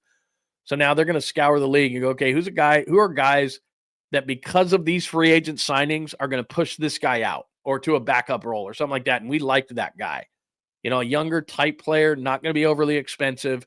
Who are those kind of guys that because of free agency, the residual effect is certain guys get pushed out or certain guys get pushed back in the depth chart. So who's that guy that's not getting overpaid that we might be able to acquire? So there's different, because everybody freaks out. Free agency is the only way to go, then the draft. Free agency, then the draft. Free agency, then the draft. Well, there's another part of this, which is who's great at garage sales. Who drives around in a garage sale and finds those pieces? That's where they are. Unfortunately, the 49ers are garage sailing today. What's that term? What is the term for going around to garage sales? There's a term for it. But I mean, that's where they are. So we got to do that. So if you need some day drinking, that's why I wore the hat today. That's why I wore it. All right. It's man, it's tough. Is it a picker? Is that what they call them when they go around to the garage sale? Farhan is a garage sale goat. Yeah, that's what he is. That's what he is. But I'm not comping the 49ers to the Giants. Like I said, I'm comping him to the Warriors, where it's like, hey, we're going to take a pause here. You show me what you can do, and then we'll see. That's it. Oh, you're going Pat Summerall? Can I tell you a quick Papa J? Can I tell you all a quick Pat Summerall story? And I know he was okay. Like I said, I popped up. If you didn't see that, I popped up Jenkins' numbers. They were in the 70s for Pro Football Focus. Not bad. I'd grab him. 6'6", 320, 27 years old. Got pushed out. That's what I'm talking about. The Bears go crazy and they pick up Jonah Jackson, guard from the Rams, and they pick up Joe Tooney, guard from the Chiefs. And all of a sudden, Tevin Jenkins doesn't have a place to play. And I'm saying, look, this was a guy that drafted out of Oklahoma State as a tackle, former high pick, 39th overall pick, second rounder. That's the guy that if I'm the Niners right now, that's who I'm trying to pick up. Can play guard, can play tackle, decent numbers, had health issues. There's no question. And I know the Niners don't want to pay guys who haven't been extremely healthy. But at this point of the process, you don't, and I tell you this all the time, you don't find perfect free agents anyway at the beginning of free agency. Too expensive, too old, too injured, whatever the case may be, head case, that's why they're a free agent. And so now we're at this point of free agency, the garage sale part of free agency, where you're picking and choosing and you're trying to find somebody and you're saying, okay, this guy Jenkins has some injury issues, but he was the 39th overall pick. And when he plays, he doesn't play poorly. Why don't we take a chance on it? Maybe he'll take a 1 year, something like that. And that's what he's doing too. He's scouring the league going, who fits? Because if I'm his agent, I'm going, all right, dude, we can do this, but we got to find you a fit. Yeah, you're going to get paid a certain amount of money. You're not going to get paid what you probably want to get paid, but who fits you? And I think that's what he's trying to find out as well. But if I'm the Niners, that's where they are as far as this place is concerned. So it's not a bad name. I was going to tell you a story. Now I completely forgot what the story was going to be. Damn it. I hate when I do that. I had a great story for you. Good morning, Kyle. It's good to see you. Hello, Lund. Good morning. Good morning. Good morning. Hang on a minute. I got a flea market. Is that what they're in? Hi, Rico Triple X. Good to see you. Flea market. Looking for service of players, not expanded band-aids. Let's see. There you go. Flea market. Is that what they're doing? They're flea marketing or something like that? Yeah, exactly what they're doing. That kind of a thing. Oh, Pat Summerall. God, you guys are the best, man. You guys are the best. So I get to Dallas. I know you're going to hate this. No, I'm not getting old. It's like I'm doing 50 things at once here. Wash your mouth. That was soap. So I get to Dallas. I know what you're thinking, but this is a good story. So I'm doing pre and post for the Cowboys all these years ago, and I didn't realize this. I'm doing the first pre and post I'm doing for the Cowboys. And believe me, I'm gritting through my teeth. I was never a Cowboys fan. But so I'm gritting through my teeth, and I didn't realize who was on the show. So this guy named Brian Broaddus, who's become a great friend of mine, he's a former scout with the Packers, and he worked for Bill Parcells and the Cowboys. And when Parcells got let go when I was there, we brought Brian on, and he was the pregame. And this guy used to bring, this isn't the story, but I'm going to bring up to it. This guy was so good. He's got a Super Bowl ring from the Packers. I used to wear around it, like go to parties and be like, yeah, I won a Super Bowl. They're like, really? What were you, like the backup water boy? Like I couldn't even pass for the kicker. So anyway, this massive ring that took up my whole hand. Anyway, I digress. Brian was awesome. He would bring laminated notes to pregame. I was like, are you kidding me? And he would hand me one. And he had this exquisite writing that I could actually read that was tiny. I'm like, you have got to be kidding me. He was so, so good. And he would, each position group, he would have this writing under each guy, and it made it idiot proof. And he would laminate the card offensively and defensively for the pregame shows. It was like, are you kidding me? That's how detail oriented it was. But he's a former scout, and he was great. And he works on, if you ever are listening to Dallas radio, 105.3 The Fan. He does middays with a couple other guys in Dallas. His name's Brian Broaddus. I got him into the business. Thank you very much. And he was incredible. Anyway, okay. So Brian and I are doing the pregame show for the Cowboys. And you have, certain guys. I know there's like a Matt Mayoko for the Cowboys. There's a beat writer. There's this guy. There's that guy. And we're doing the first show. And my producer tells me in my ear, it's like the second of the last segment of the game, or of the pregame. He says, hey, Lund, will you promote the fact that Pat Summerall's coming up next? And I had no idea. And I'm the lead host of the show. Shouldn't I know that Pat Summerall's coming on the show? And so I go into I promote it, and I go into the producer thing. I go, Pat Summerall, when they had him, they go, oh yeah, they got a deal done with some sponsor, and Pat Summerall's going to come on. the pregame show every week, and I'm like, are you kidding me? Like, I mean, Pat Summerall, for a broadcaster, especially, he called Bengals Niner like the first Super Bowl in that they won in Pontiac. I'm like, you've got to be kidding me. So Pat Summerall comes on the show, and I'm like, Chris Farley. Yeah, you remember that? Remember that one time that you and John Madden? Like, this guy's awesome, man. And he had the voice still going on. You're looking live. I mean, I can't do a Summerall, but it was incredible. It was one of those things where I was just sitting there going, I'm talking to Pat Summerall. Keep it together, bro. Keep it together.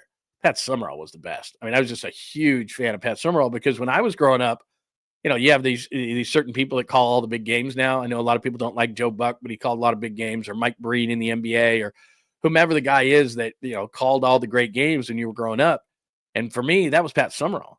Pat and John Madden and Pat Summerall called all the big games. So I'm sitting here on the pregame show, and Pat wasn't doing national stuff anymore. He was older, but Pat lived in Dallas.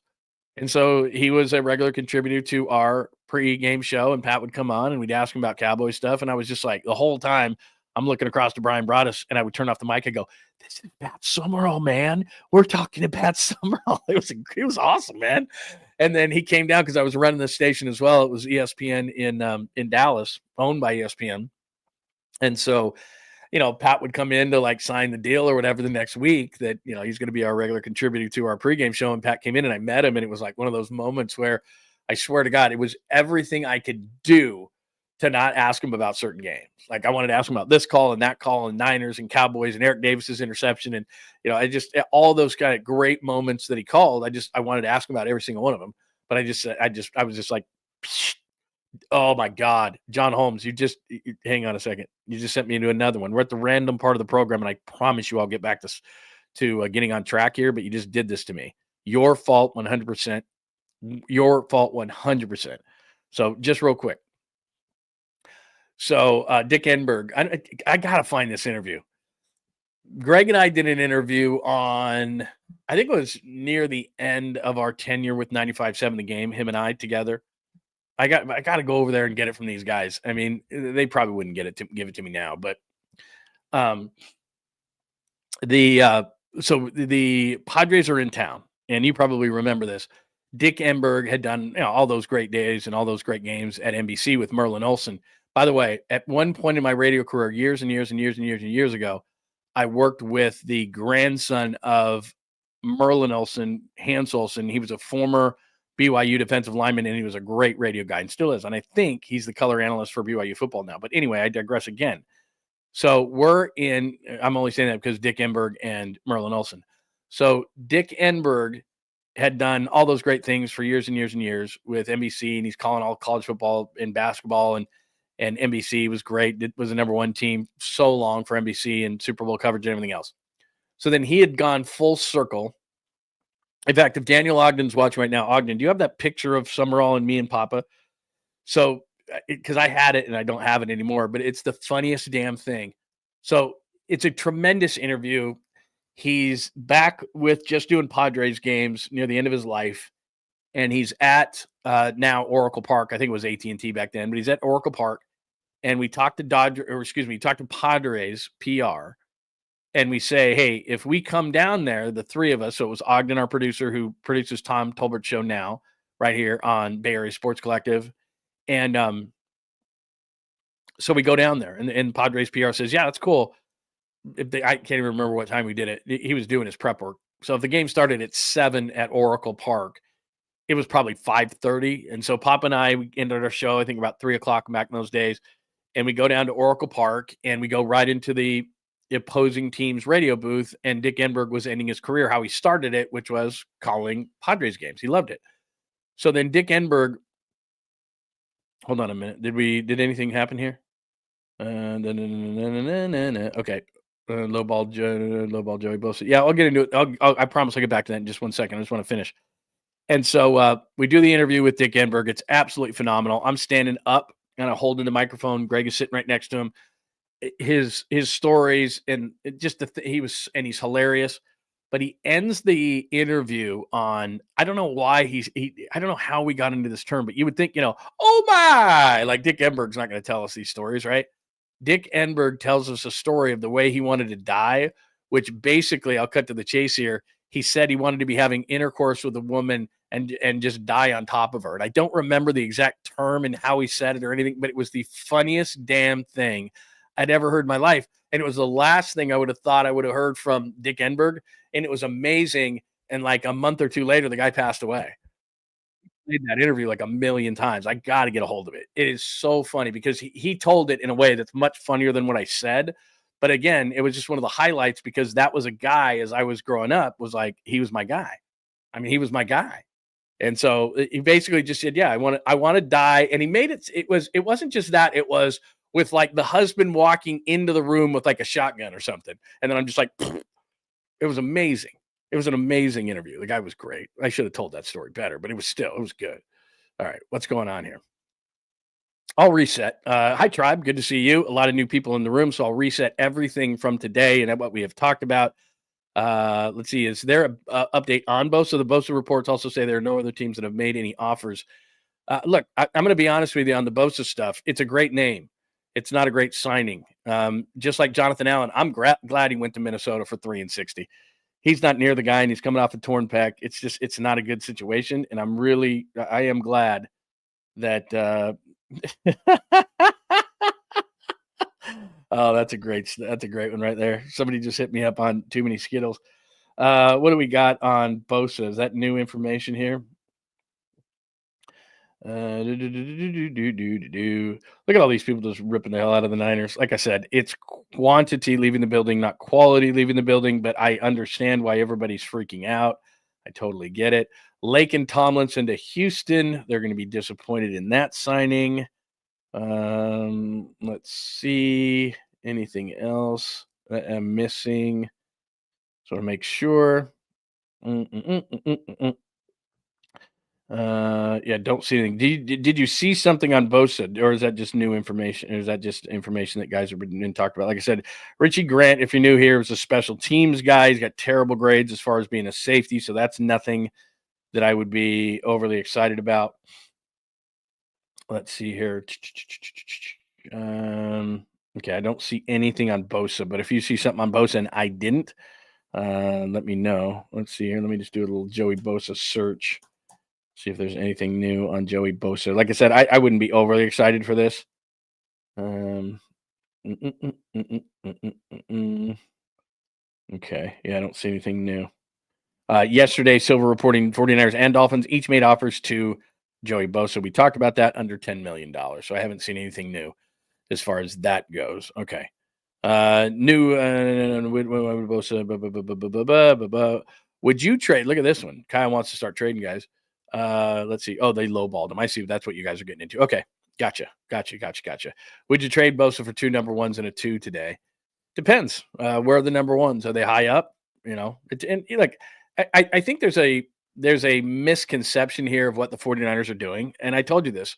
The Giants don't deserve the benefit of the doubt. San Francisco Giants, if you're in the Bay Area. The San Francisco Giants don't deserve the benefit of the doubt because they're not spending money and they're not even spending up to the line. And I think they're cheap. And I think they're trying to turn turnstiles.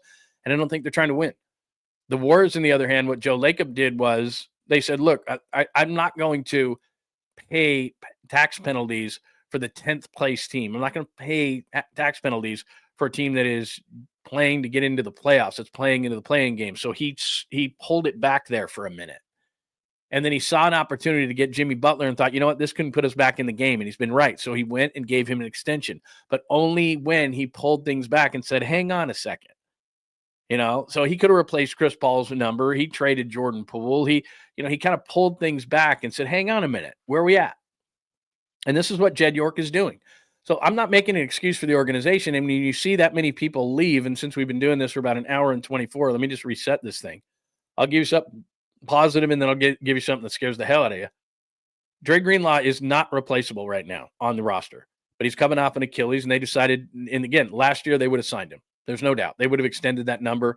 The guys who signed the night before, yesterday was Monday. So Sunday night, a bunch of linebackers signed in the 12 to 15 range, and the Niners knew at that point they were out. A year ago, they would have done it. Hufanga, they've got a replacement on the roster they like, and Hufanga's injured too much. Ward was not going to come back. Moore, that's a ridiculous deal. Banks, that's a ridiculous deal. Mitchell's hurt. Juszczyk, I get it.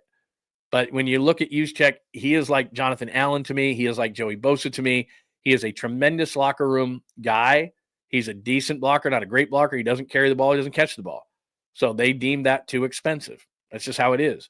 Hargrave goes to Minnesota. And the whole reason they have to do this is because they're paying $65 million for guys not on the roster who are going to be paid this year by the Niners. Eric Armstead, Javon Hargrave, Mooney Man Ward. All these kind of guys are going to be paid up to it's about $65 million most in the league. So people are like, why is he being so cheap? How come Minnesota signed all these guys? Because they've got a burden of $65 million on the roster. Not saying it's an excuse, just telling you that that's the facts. And to me, Greenlaw is the only guy that hurts. There's a lot of quantity there. There's not a lot of quality there.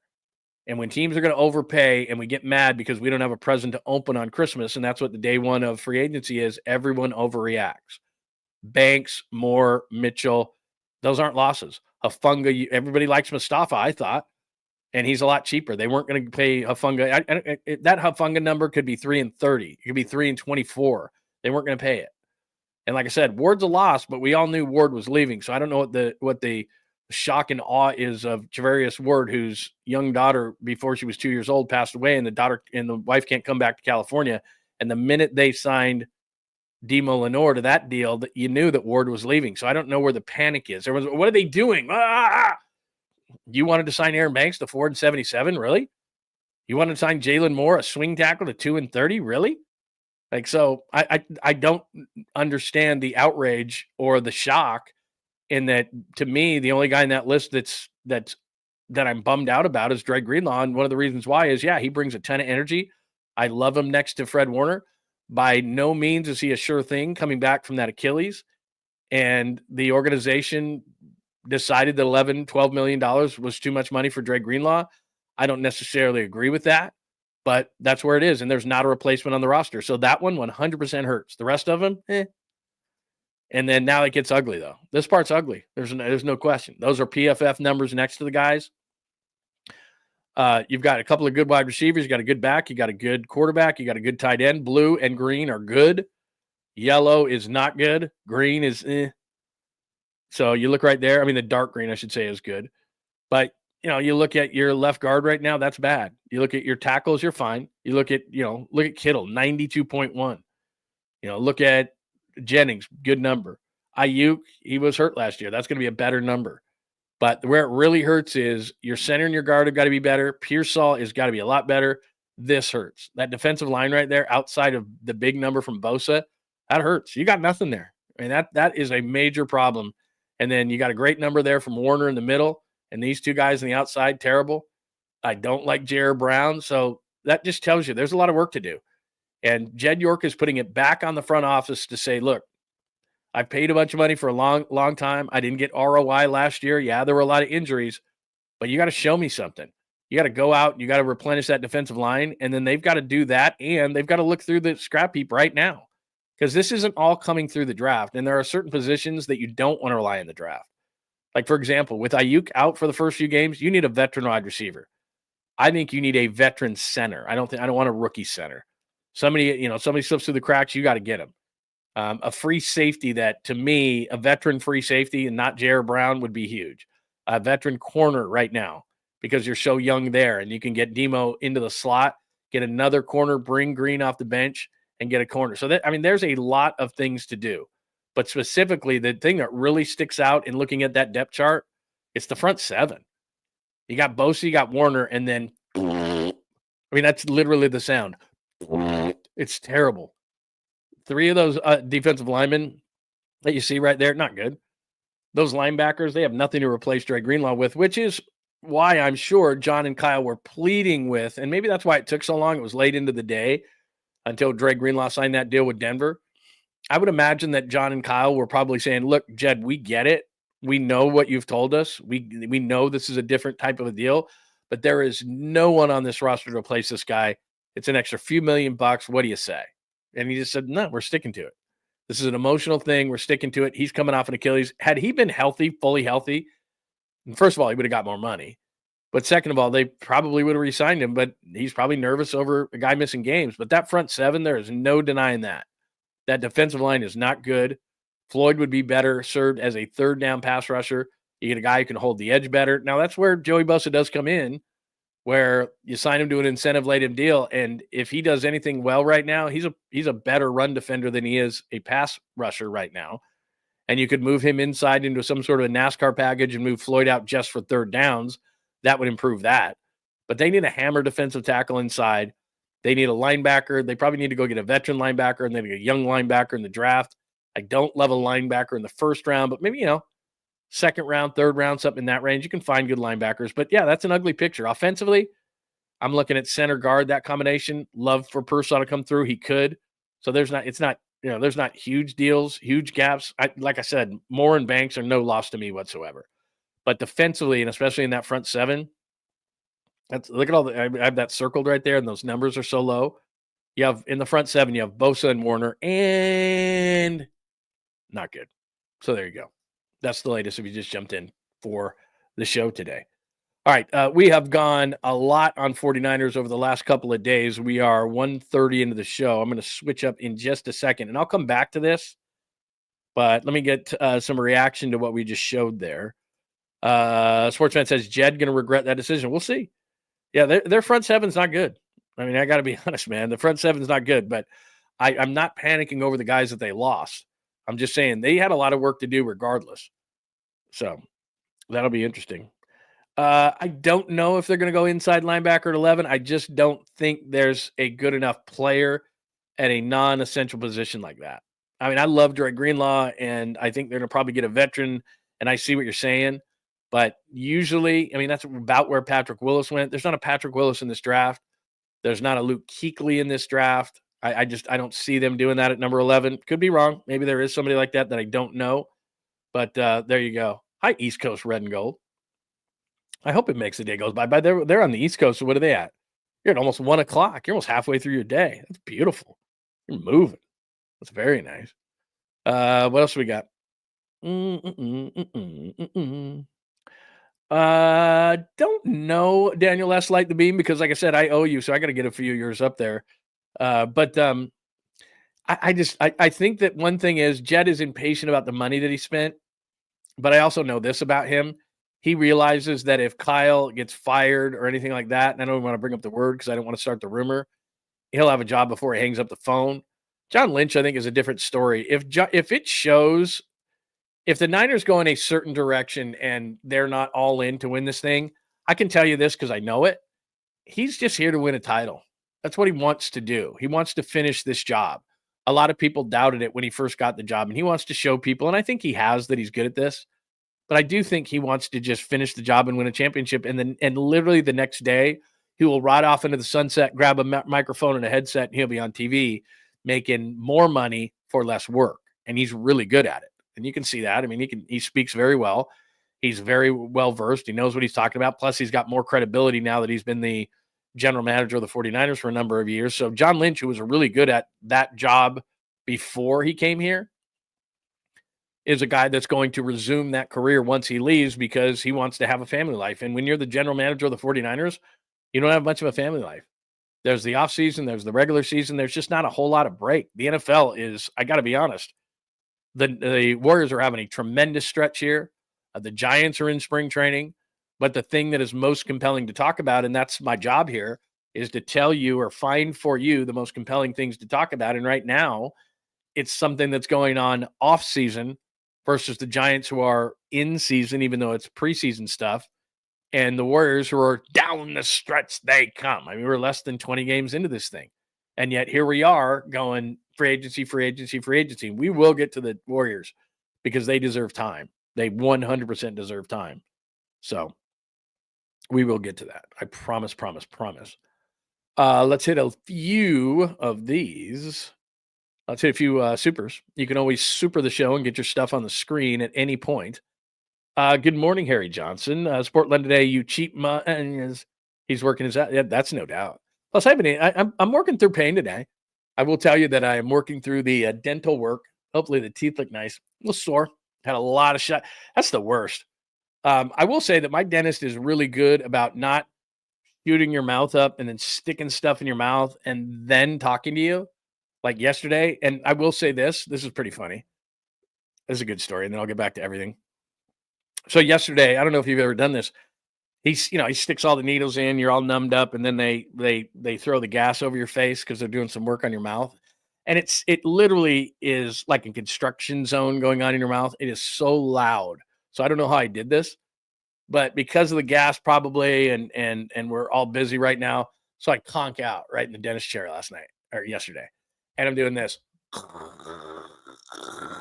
And he's like, and the only thing I remember is him shaking me a little bit and going, "Are you there? Are you there?" And because I fell asleep and I start snoring, and he's trying to work on my mouth, but it's like, I'm like this, and they have one of those things that keep your mouth open, that like, so you don't have to, you don't really even have to do it. It keeps your mouth open, but he doesn't want me snoring, because he's working on my teeth there. And so the only thing I remember is, like when you're in a sleep and you get woken up and you're kind of startled. And I just remember him going, "Are you there? Are you there?" And I was thinking to myself, what am I, in an ambulance? What happened? Like, what exactly happened here? So anyway, I pass out in the dentist chair yesterday. He wakes me up, and then the whole rest of the time I was fine. But I have no idea how I passed out with literally construction going on in my mouth. It was so friggin' loud. Like, it was like, I mean, I can't even do the sounds because it hurts my ears, because it's going straight. I mean, he's going in the back of the mouth, like right here. And so obviously it's right next to the ear, and he's just like, and I'm just like, I was thinking to myself later when I was driving home, I was like, how the hell did I fall asleep? I mean, the guy had a drill going right in my mouth, and yet here we are.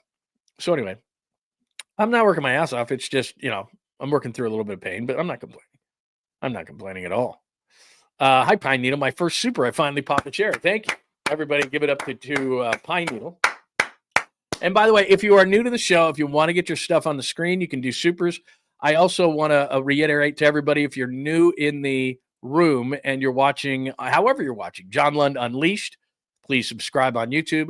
Bay Area Sports Collective, where my show is. Paulie's going to jump in here. I'm going to get out by probably 10:30 Pacific time, only because Paulie's coming up at 11. You probably need to grab some lunch, a drink, a cocktail, a shot of tequila, because they've lost all these players. So you may need to do something like that. And then Paulie comes in at 11 on the Bay Area Sports Collective. Thank you, Pine Needle. You are the man.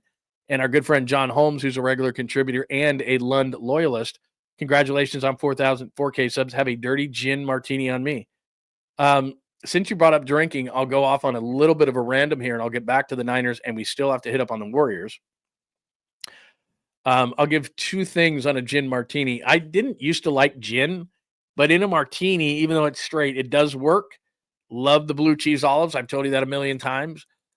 If I had the choice, I'd probably go vodka martini, but I'm not against gin. But one thing, which I don't know if you know this, remember when we did the Super Bowl pregame show on the channel? Maybe you were here, maybe you weren't, but we had fun with a Super Bowl pregame. And my wife did a video of me making Bloody Marys because I'm a former bartender on a cruise ship in Hawaii. My parents were like, I graduated college real quick because a lot of people know the story, but I'll tell you if you're new around here. I graduate college. I go over to Hawaii with my then girlfriend, and we were just going to be over there for the summer. And I'm like, and I like this a lot. And so I stay over there, work on cruise ships, everything like that. An old fraternity brother was in this bar I was working at in Waikiki. And he's like, "Hey, I cruise on these cruise ships. You make a bunch of money. There's no room and board. It's really cool." So I decided I'm going to do that and get on cruise ships. So I know how to make a few drinks here or there. I didn't forget. And so we did a Bloody Mary day that day, the pregame for the Super Bowl. We did a show, and this will come back to gin. A gin Bloody Mary is outstanding. Now, most people think vodka. Some people would even put tequila in there. That's not for me. Vodka's great. Don't get me wrong. I know it's going to sound weird, but a buddy of mine, because I used to work as a bartender years and years ago, I did the Sunday brunch shift, which is thankless, but you make in about 4 hours, a few $100. And so when you're like 22 years old, that's a good deal. I would be so hungover sometimes, I would literally put my head in a freezer. Like, people would be like, "Can I get a drink?" And I'm like, hang on. Like, I was probably not a great brunch bartender because I was hungover more, and I would put my head in a freezer. But anyway, I digress. But a guy came up to me one time and said, "Oh, I have a Bloody Mary." So I start making him the Bloody Mary. And he goes, "Hey, can I have a gin Bloody Mary?" Sorry. And I'm like, "Gin Bloody Mary? That does not sound good at all." And so then I serve it to the guy, and I thought, well, I've got to know my stuff. So I make myself a gin Bloody Mary. It was outstanding. Gin Bloody Mary, underrated. Just saying. And thank you to everyone. The whole premise of that whole thing, and thank you, John Holmes, for the super. I really appreciate it. Thank you, thank you, thank you, thank you. I can't thank you enough. Is that we are at 4,000 subs before the show. I think we're at 3,994. So again, that is due to you and growing the show, and I appreciate it. And all glory to you. All glory to you. I really appreciate it. I do. Love a gin Bloody Mary. Also tequila. Tequila doesn't work for me in a Bloody Mary, but I love tequila. And I'm telling you guys right now, I don't want to let this out of the bag or jinx us on this, but we are dotting I's, crossing T's on a really cool sponsor that we're going to be able to talk about some gins and tequilas and whiskeys, and it's going to be cool. It's going to be cool. I'm telling you right now. Anyway, hope I didn't just I hope I did not jinx that. Hi, Mark187. Very nice to see you. It was a Brookshire. That's right. Brookshire and Summerall before Men and Summerall for NFL Broadcast. In fact, Tom, didn't Brookshire, I remember this, and you can go to YouTube and find these things. Don't do it now. Please wait till after my show. But the funniest damn highlight show in history is not Tom Jackson and Chris Berman going, doing all his things and all the Bad Moon Rising and all those kind of things. Tom Brookshire and Pat Summerall had alcohol problems. I'm sure you knew this. And they used to do a recap show in the early 70s that I didn't obviously remember, but I watched YouTube videos of it, and it was the funniest damn thing because when I was in Dallas, people would talk about this, and they were schnookered. I mean, they were like 8 sheets to the wind, 10 sheets to the wind. I mean, they were at it, and they were doing NFL highlights on like maybe Sunday night or Monday night or whatever it was, and they were in the bag, and it was hilarious because it was just like Brookshire and Pat Summerall doing drunk highlights. It's actually outstanding. Let's see. Bay Area Sports Collective. Bay Area Sports Collective. That is a YouTube channel that you need to make sure that you're subscribed to in addition to John Lund Unleashed. Please, please, please do that. Let's see. Ooh, is this true? Did I miss this? This is an interesting one. Raheem Mostert in discussion with Niners front office and CMC. That would be an interesting one. Now, I wonder, here's something, sports fan. So if you're trying to build your team and there's only I'm not going to get distracted. You know what you did, John Holmes. I'm not going to get distracted. Now, if they brought back Raheem Mostert, who again is a guy who gets injured a lot, but if they did it on a number that was reasonable, then do you take Jordan Mason and you say, okay, give me something for Jordan Mason? So that's an interesting one. I had not seen that. Dennis is probably the least favorite of everybody. I mean, I got to go back again next Monday. But as far as dentists are concerned, I would think that, like yesterday, I was getting in my car and I was going to the dentist and I was like, oh, man. But I will say this, once they get those initial shots out of the way, and they always do this, I don't know, this is just a term that all dentists use. Just a little pinch. It's going to be a little pinch. It's going to be a little pinch. And I'm like, oh. And I always tell myself before they give me the giant needle in my mouth, and they hit me with it, I'm like,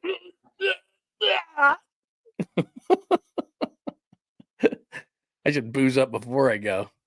Anyway, let me see here. I know it's the worst, isn't it? Like you got to go. But you're like, oh man, I don't want to do it. By the way, not that this matters, but when you lose a Kyle Juszczyk, who's a tremendous guy, it wouldn't be the worst thing in the world to add a Raheem Mostert. He is an awesome guy. I mean, just an awesome guy. Yeah, that's a good call, John Holmes. Lindsey Nelson was part of that too. Brookshire was also loved how Lindsey Nelson looked like a zombie from Return of the Living Dead. He did, man. He had that jacket, but he'd have those crazy jackets on and everything like that. And he would slick back what hair he had there. I mean, that's pretty amazing. What else do we got? Thank you so much. Thank you, my friend. Antonio Garcia says, good to hear you. Definitely subscribing. Good luck. Thank you so much for subscribing. Steve is a Shirley Temple guy. There's nothing wrong with that. Roy Rogers is Coke and grenadine. Shirley Temple is the 7-Up version and grenadine. There's nothing wrong with that. Believe me, I've been in those places where I was like, yeah, that's the last thing I'm going to do. Let's see here. Okay, I think we're good as far as questions are concerned. Let me real quickly, don't leave me because we'll go back to the 49ers. And if you have more 49ers questions, we've gone over a ton. Do remember, if you join the show late and you're like, how much has Lund talked about the Niners? Right after the show, what we do is, first of all, you can go back now if you want to. But what you can also do is we'll post the show right afterwards at John Lund Unleashed, at Bay Area Sports Collective. And then what we'll do is we'll put the chapters, and then you just go click, click, click, click, click, and go whatever you want to talk about. All right, but let's acknowledge this. The Warriors are on an absolute run right now. Jimmy Butler with a triple-double last night. Let me click up the playoff picture really quickly here. There's the standings. I'll do the playoff picture in just a second. There's the standings with, let's see where the Warriors are 6, which I told you they had to get up to 6. So right now we're at 65. We're at 17 games remaining. So you look at the lost column. Don't look at anything but the lost column. 17 games remaining. Can you catch Houston? You're 3 back in the loss? Yes, you can. Houston has won 3 in a row, but if you look at the last 10, 6-4 versus 9-1. So they have gained 3 games on Houston in the last 10. So they could get up and top Houston at 5. Could they catch Memphis, who has 24 losses? They could. Memphis has won 3 in a row as well, but 5-5 in the last 10. So in the last 10, you've gained 4 games on Memphis. Could they get up to 3 with the Lakers? I guess if they get 24 losses, they could get up to there, but I don't think so with the Lakers. But I mean, they could be 5. But for me, as long as they're at 6, I think they're in a great spot, and I don't think they're going to lose that spot. Now, Minnesota's only 1 back in the loss column there. So, yeah, they could. Clippers only 1 back in the loss column. Yeah, they could. So they've got to keep playing great basketball. But 9-1 in the last 10. Jimmy Butler's been an absolute revelation. They're playing great basketball. But this is what's fun for me, and I don't know if this is fun for you, but the season does not end today. So they always go, if the season ended today, which is probably a term I don't love, but I love doing this. So the Warriors right now in the 6-3, look at that juicy one.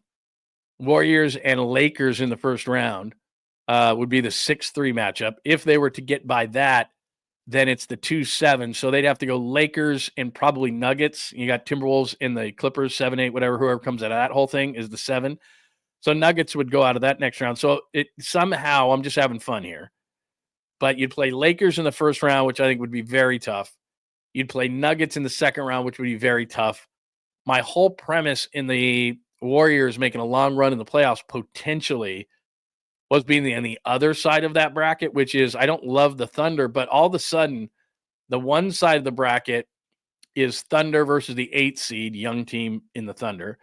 4-5 is Grizzlies and Rockets, young teams, who I think that the Warriors, they could walk into Houston, for example, in a 4-5 matchup, or in Memphis' case, a 4-5 matchup, and they could win that first game, and all of a sudden the Grizzlies, who are a young team, are going, damn, can we beat this veteran team?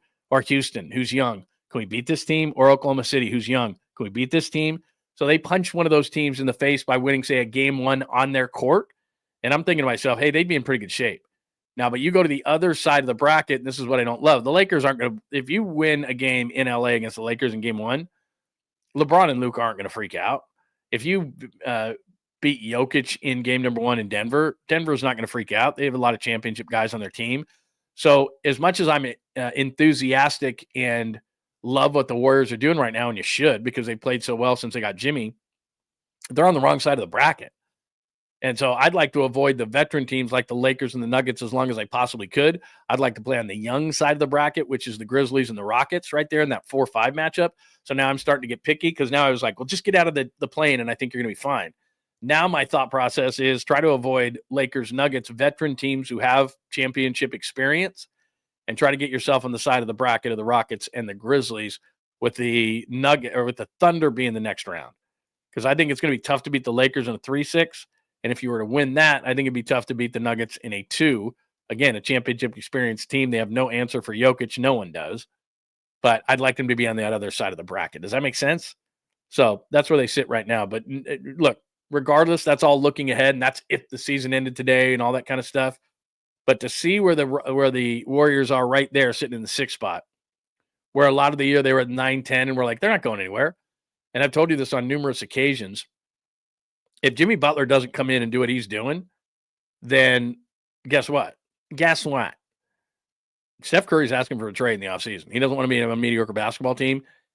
Jimmy Butler has extended Steph Curry's time in the Bay Area, is what he's done. And if for some reason either the Lakers aren't the three or whatever, but see, the problem is that the Nuggets and the Lakers, whether they want to flip-flop, so you see both of them with 23 losses. Nuggets, if the Nuggets are three, you'd play them in the first round.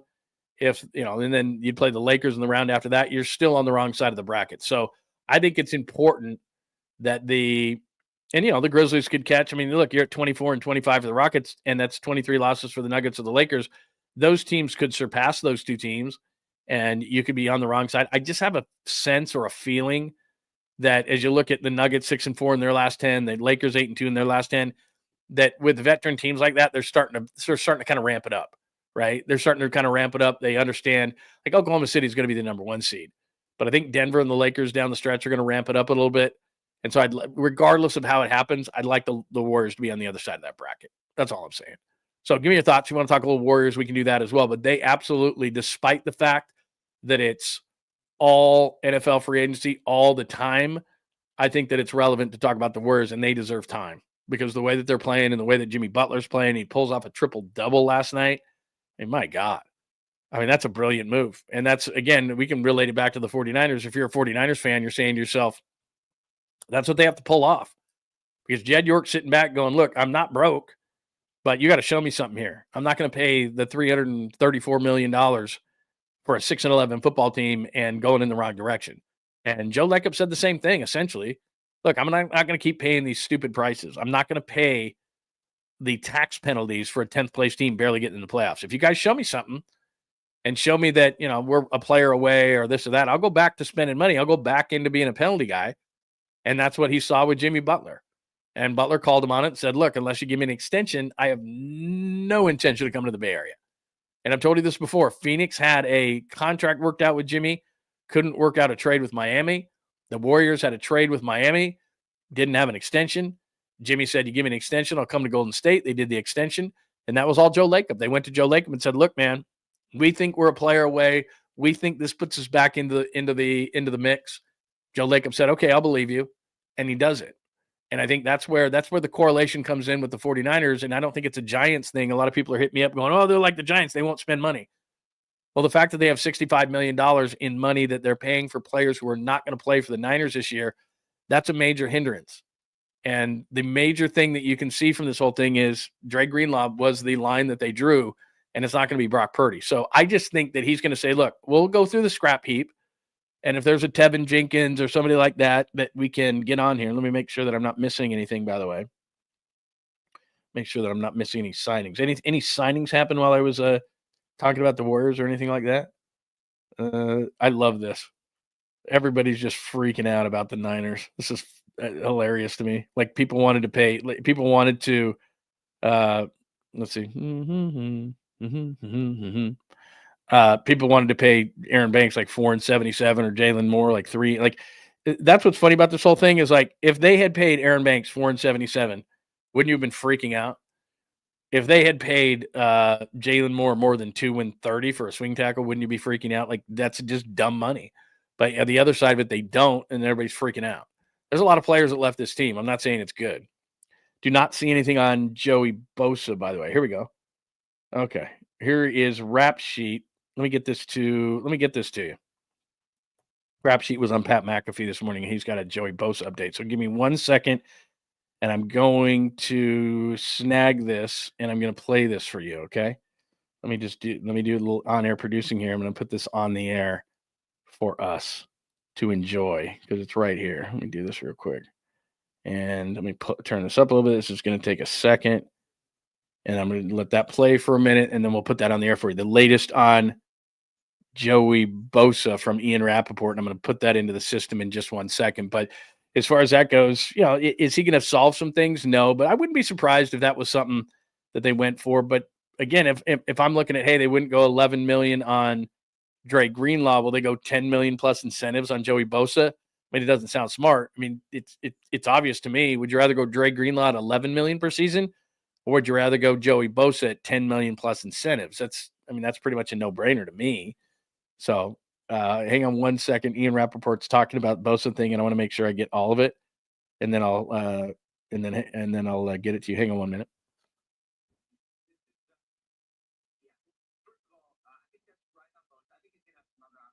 Okay, I'm just making sure that, because I want to get this to you, and we'll play that for you in just 1 second as far as that goes. Any other questions on the 49ers, thoughts on the Niners? If you want to hit me up on the Warriors, believe me, I'm well versed, and I think it's a great thing that what they're doing. I really think that the Warriors are going to have a chance there. I would like it if they got into the other side of the bracket. That's all I'm saying. Let me get to Wonder Boy. That's a great question. It's a long paragraph, so I want to get it up there. Hi, Wonder Boy. I don't disagree with the roster cuts, but Jed York and his family are historically inconsistent. They're too concerned about buying European soccer clubs if Prague has a bigger say than Lynch and I see what you're saying. Here's what I would say.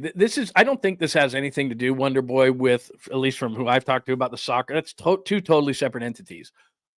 Again, let me just pop up the guys that they lost, and I'll ask the question, who did you want? And to me, the only guy I would have wanted and I'm upset about is Dre Greenlaw. And a year ago, I think they would have signed him, so that is a change in things. But Funga, they have Mustafa. They weren't going to give him 3 and 45. Ward was not re-signing here. His wife had PTSD from the situation. They decided to go Demo Lenore, gave him the money. Jalen Moore for 2 and 30 is a joke. He's not very good.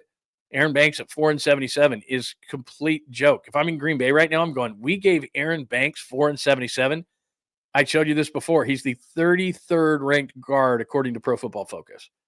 33rd. I'm not giving that guy 4 and 77. Sorry. Here we go. I got this.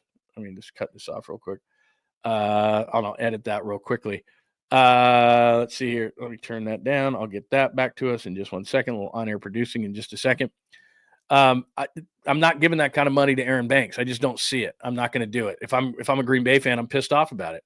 Mitchell's injured. Juszczyk, I understand people being pissed off about Juszczyk, but we knew this a year ago. So we see that big list, and then Hargrave to Minnesota. They missed out on Jonathan Allen. We'll see what's going on with Bosa. I'm going to replay that for you in just a second. But I'm not outraged by this list. I'm not. There's a lot of guys on there. I'm not happy about it. But tell me outside of Greenlaw who you didn't see coming. I'll take your answer off the air. First time caller. I'll take your answer off the air. There's not a guy other than Greenlaw where I go, because you can't give all the praise to Mustafa and see how great he's going to be and then tell me that you should have re-signed Hufanga because they play the same position. So that's not happening. Hang on 1 minute. I got to edit this, and then I'm going to put this on the air for us real quick. Sorry to be doing this on the air, but I want to hear what the latest is on Bosa, and so do you. So I'm going to do this really fast, and then we will hear what was said here. Give me 1 second. I'm going to forward this to myself. Okay. There we go. Let's cut that off right there.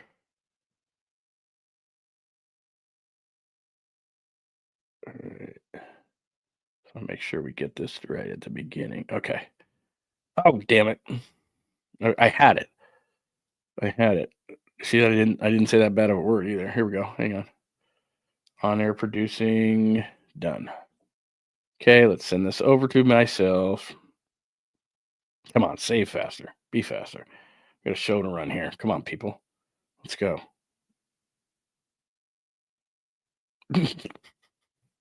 My goodness, man. There we go. All right.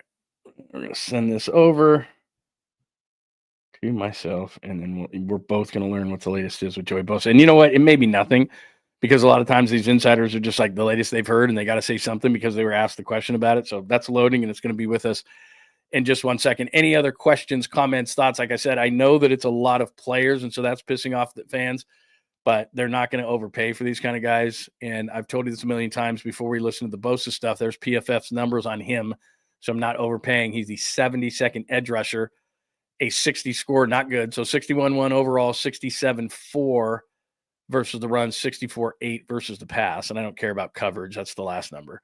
So it'll be interesting to see how if they do this, but he is essentially saying that Miami and the Niners are the team that are looking at Bosa. All right, hopefully that just sent to, oh, now it says it's waiting. There we go. Just sent. See that pop up on my screen here, and then I will get it to us. Oh, no, it's sending. It's taking a minute. It's not that long of a clip. I don't know why my stuff is being so slow today, but we'll get it to you in just a second. Let me get some more thoughts out there. I'll hit back up to the comments line while we're still waiting for that to load, so we might be able to get some information on Joey Bosa to you.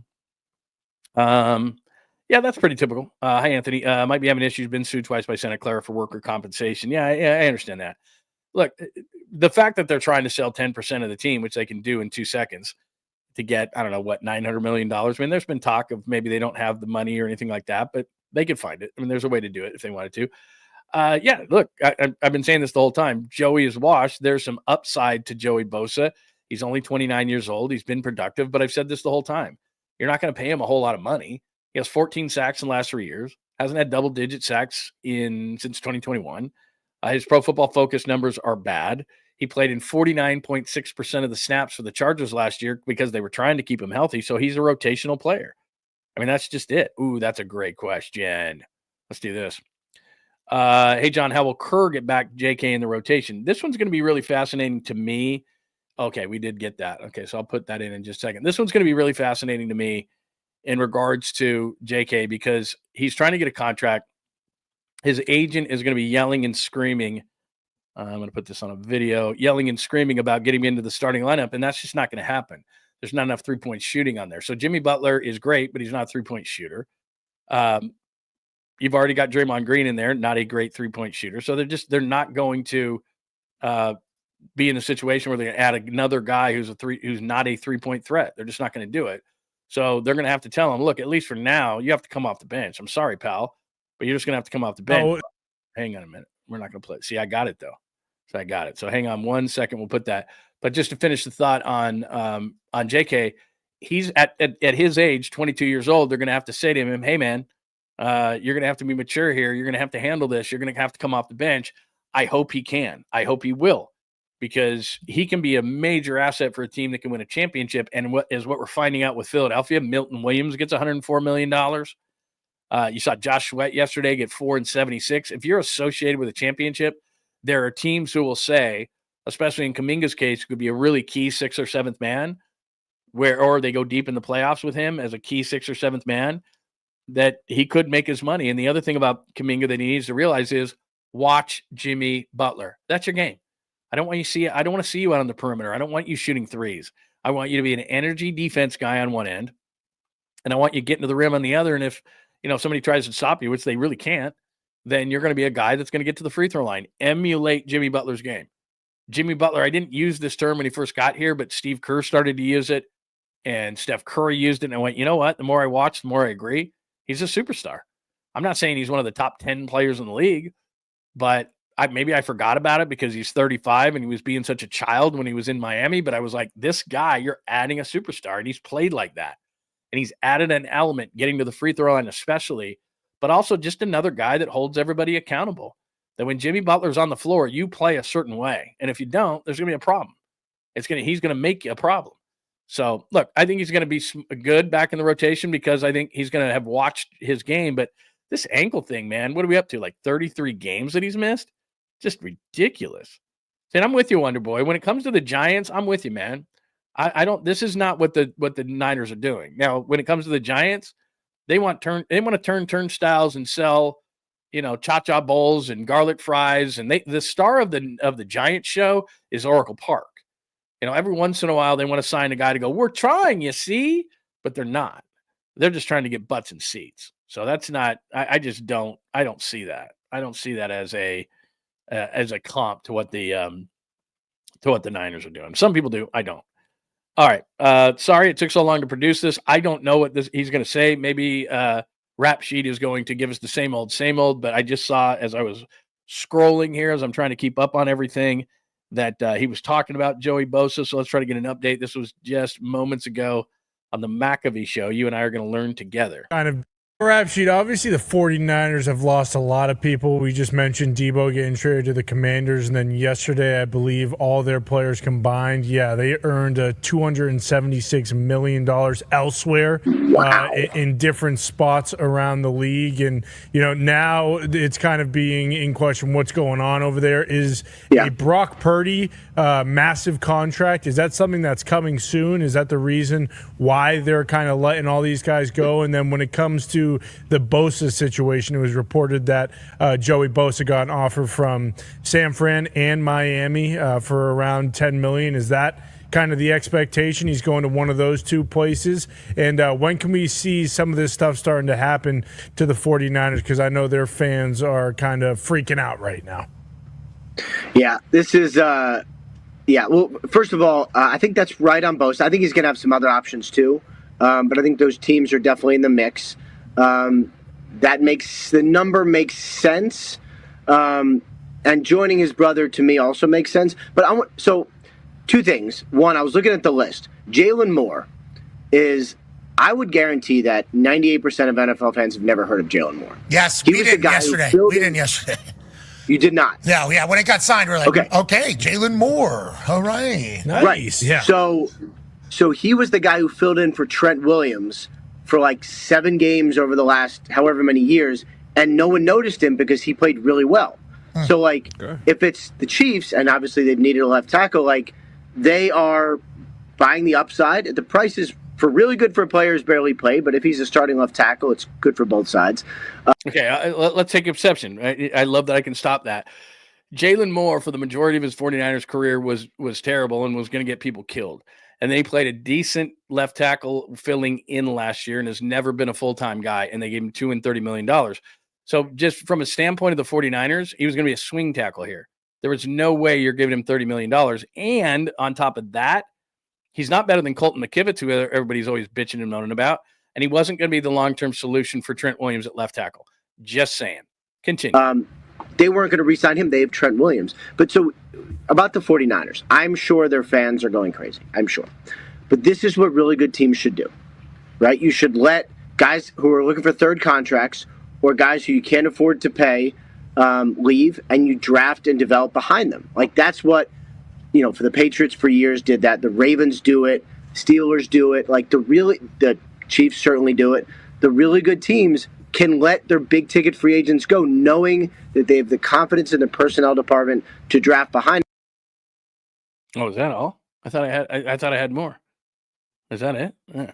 Hang on a minute. I thought I did a different. Here's one thing that was said during that whole thing, because that's a disappointment, because I thought I had the whole thing that he was talking about Joey Bosa. So one thing he said on there that I've got as a quote right here, it says, on Brock Purdy's contract, quote, "I don't get that a Brock Purdy deal is imminent right now. I'm going to be fascinated to see what the number is going to be for him."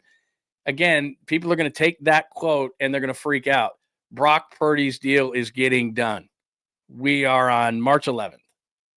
I would love it if Brock Purdy's deal got done at some point.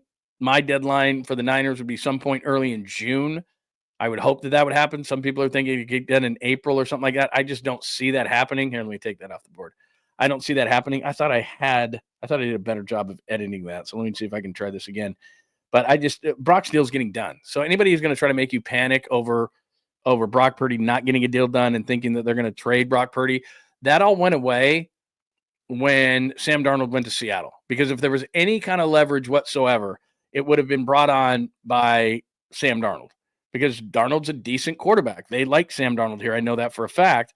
And anything that would have been brought up as far as that was concerned, let me see if I can, was that the right cut? I thought it was the wrong right. I thought we had a better cut on that. So let me make sure that I got the right thing there, because I know for a fact that I brought that up and he was going to talk about, I have a whole thing here where he's talking about Bosa. Didn't I send that one? Let me see here. Hang on a minute. That's what I thought I just sent. Hang on a minute. Maybe I've got this thing wrong. Maybe this. Let me try it's kind of. Oh, there it is. Okay. See, stuff started. Here we go. Miami for around $10 million. Is that kind of the expectation? He's going to one of those two places. And when can we see some of this stuff starting to happen to the 49ers? Because I know their fans are kind of freaking out right now. Yeah, this is Yeah, well, first of all, I think that's right on Bosa. I think he's going to have some other options too, but I think those teams are definitely in the mix. That makes the number makes sense, and joining his brother to me also makes sense. But so two things. One, I was looking at the list. Jalen Moore. Oh, okay. So he did go through that a little bit. I just missed it. So there was nothing really on Bosa that was said there. The big quote that's making the rounds right now is he doesn't see anything imminent with Brock Purdy. I'll correct him. It is imminent. They are signing Brock Purdy. Who are they going to sign now? If there was any leverage and they were thinking of not signing Brock Purdy to a long-term contract, it would have been Sam Darnold. They would have done what Seattle did. Seattle said, you know what? We're not comfortable paying Geno Smith at $45 million. So what we're going to do is we're going to trade him with the Raiders, and we're going to go with Sam Darnold. And a lot of people are freaking out about Sam Darnold, and I get it. He's only done it for 1 year. I've changed my tune on Sam Darnold. I wasn't a big fan of his. I wasn't even a big fan of his watching him in training camp here with the 49ers. I just didn't see it. And he'd had a great year in Kevin O'Connell's system. Yes, he had Justin Jefferson and a bunch of weapons in Minnesota, so maybe he's not all that. And he played poor in those last 2 games. But my point is not about Seattle. My point is about the Niners. Rarely do you have a quarterback who just had a season like Sam Darnold did at the age of 27 hit the open market. But he did. And the 49ers didn't make a play for him. The 49ers didn't think about trading Brock Purdy for a first-round pick, which they could do, to a quarterback-needy team in a quarterback draft that's not very good.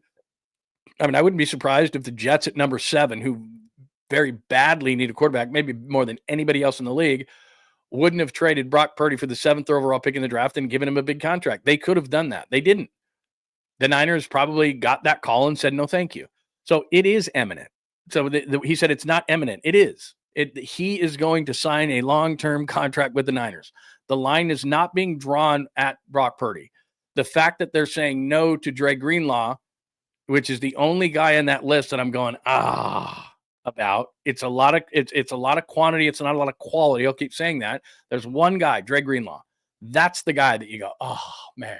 Not Jalen Moore, not Aaron Banks, not Charvarius Ward, who we knew was going to leave, not Kyle Juszczyk, who got a pay cut last year and we knew was going to leave, that they've already replaced with a move tight end from Jacksonville. I hate losing his locker room presence and all those kind of things. But as Ian Rappaport said there to an extent, and the other thing I'll disagree with him because I think he misspoke is that the teams like the Ravens, like he talked about, and the Patriots back in the day, they didn't let core players go. Brady didn't go anywhere. Gronkowski didn't go anywhere. Like those guys, Lamar Jackson's not going anywhere. Back in the day, Flacco didn't go anywhere. Ray Lewis didn't go anywhere. Like there's a difference. McCaffrey's still here. Kittle's still here. Bosa's still here. Warner's still here. Everyone forgets because all these players of quantity, not quality, left. Everyone's freaking out. But what they do is they're trying to keep their core. They're going to extend George Kittle this offseason. They're going to rework Warner's contract, which has a $29.2 million cap number to it. They're going to re-sign Brock Purdy. It is imminent. They're going to do it. And then he's put the pressure on John Kyle and the entire front office to do 2 things. Find diamonds in the rough in this group that is in this rubble that is left of free agency. Take that stick and pick through this, and you find me a couple of these guys. A veteran corner. Some of these guys were going to be pushed out because of the free agents that went to certain teams. So because someone went somewhere means somebody's got to go. Who's going to go? Who are those guys that they're going to let go? Who's got a bloated contract on a team right now that's going to go that we can get for cheap? Who are those guys? So that's what he's thinking about. And then the second part is you start kicking ass. Start realizing that you got to, here we go. Here's something interesting. Nate, hi, thanks. Releasing Leonard Floyd. A lot of people hitting up Leonard Floyd released. Okay, so I'm telling you what that means then. That means they're signing Joey Bosa. Because I'll go to the cap number on Leonard Floyd. Let me hit this up real quick because Leonard Floyd's being released. So let me go to over the cap, and I'll tell you what that means. So that means they're going to sign Joey Bosa, is what that means. And I don't love it, but what they're saying is they think that Joey Bosa is going to be better than Leonard Floyd. So Leonard Floyd's deal is you're actually saving money on Leonard Floyd because I looked this up before. So you're going to save yourself a couple $1 million. His cap number is 10.7. His dead cap is 8.6. So you save 1.4 1.47 on Leonard Floyd. So there you go. So you release Leonard Floyd, you save 1.47 on the cap. Ultimately, his $10 million goes away, and that means they're going to bring in Joey Bosa. That doesn't mean he's signed with the Niners yet, but I'm telling you right now, if you're releasing Leonard Floyd, you're bringing in somebody off the edge. Who are they talking to on the edge? They're talking to Joey Bosa. So that's what it is. They're going to bring in Joey Bosa. I'm going to guarantee it right now. I don't have anything. Let me text real quick. Let me see if anybody's texting me. But if Leonard Floyd's being released, that means Joey Bosa's coming to the Niners. I'd bet you. Let me just see real quick. Okay. Yeah, that's going to be Joey Bosa. I have not seen anything. Let me hit back up, but they're going to save money. So they're not losing money. There's no dead cap on that. There's no dead cap. Why didn't Ian Rappaport have that, man? We just stole the audio for the Pat McAfee show, the video from the Pat McAfee show. He's got nothing. So Leonard Floyd being released, and that's going to mean Joey Bosa is going to be part of this whole thing. So let's just see. What does that do for everybody? Anything? Joey Bosa do anything for you? And I may have to pop back on in this whole thing about this, but that's going to mean that Joey Bosa is coming to the Niners. I'll give you a 95% probability on that. That's what I'll give you. So let me just see here. Okay. Don't see anything new on it. Have not gotten a text. I'm going to send out a text real quick and see if we can't get a confirmation on this. Live, I tell you. Live producing. Just do this real quick. Okay, sorry. Got to make sure that we get something. So let me see if I can get something back on that. But Leonard Floyd, to me, means that Joey Bosa, and I've told you this, if you're getting him at a number, if you're getting Joey Bosa at a certain number, and then I'm fine with it. Leonard Floyd was a double-digit sack guy. I would have thought that they would have kept him, but they can't afford it. They can't do both because Leonard Floyd had a cap number this year of about $10 million. Like I said, he has a dead cap of about 8.6. They're going to save about 1.4, but they're going to probably use Joey Bosa on that whole thing. So anyway, there you go. Yeah, it's all over the place now. Leonard Floyd's everywhere. He's being released. So that is true. So there you go. Joey Bosa probably coming to the 49ers because of that. Because I just showed you this real quick. Let me show you the whole thing. Somebody hit me up on a Richie Grant. Yeah, I had Richie Grant at the beginning of the show. He's a special teamer. He is not anything about he was a pick that I know a lot of people liked, but he just has not been good with the 49ers. So let's click this on real quick. So like I said, the front seven is atrocious. This is Pro Football Focus numbers. This is the 49ers depth chart. I'm going to assume for a minute because everybody's saying Leonard Floyd is being released. So Leonard Floyd being released, Joey Bosa, I think, is going to be added to that. And you saw right there, you see that number overall for Leonard Floyd, 53.5. And this is a guy who had double-digit sacks. So everybody gets, he had 10 sacks. Yeah, okay, if you get 10 sacks and you play 50 snaps a game, and you do that over a 17-game schedule, and you only make 10, everyone's always enamored with sacks, but what do you do in the rest of the time? He's terrible against the run. He doesn't set an edge at all. So Leonard Floyd is not a guy that outside of getting a number of sacks is doing anything for your team. And as I point out here, your front seven, which there's only two guys with good grades, and that's, as you can see, Nick Bosa's got a 91 grade, and Fred Warner has an 89, what is that, 89.2, whatever that is.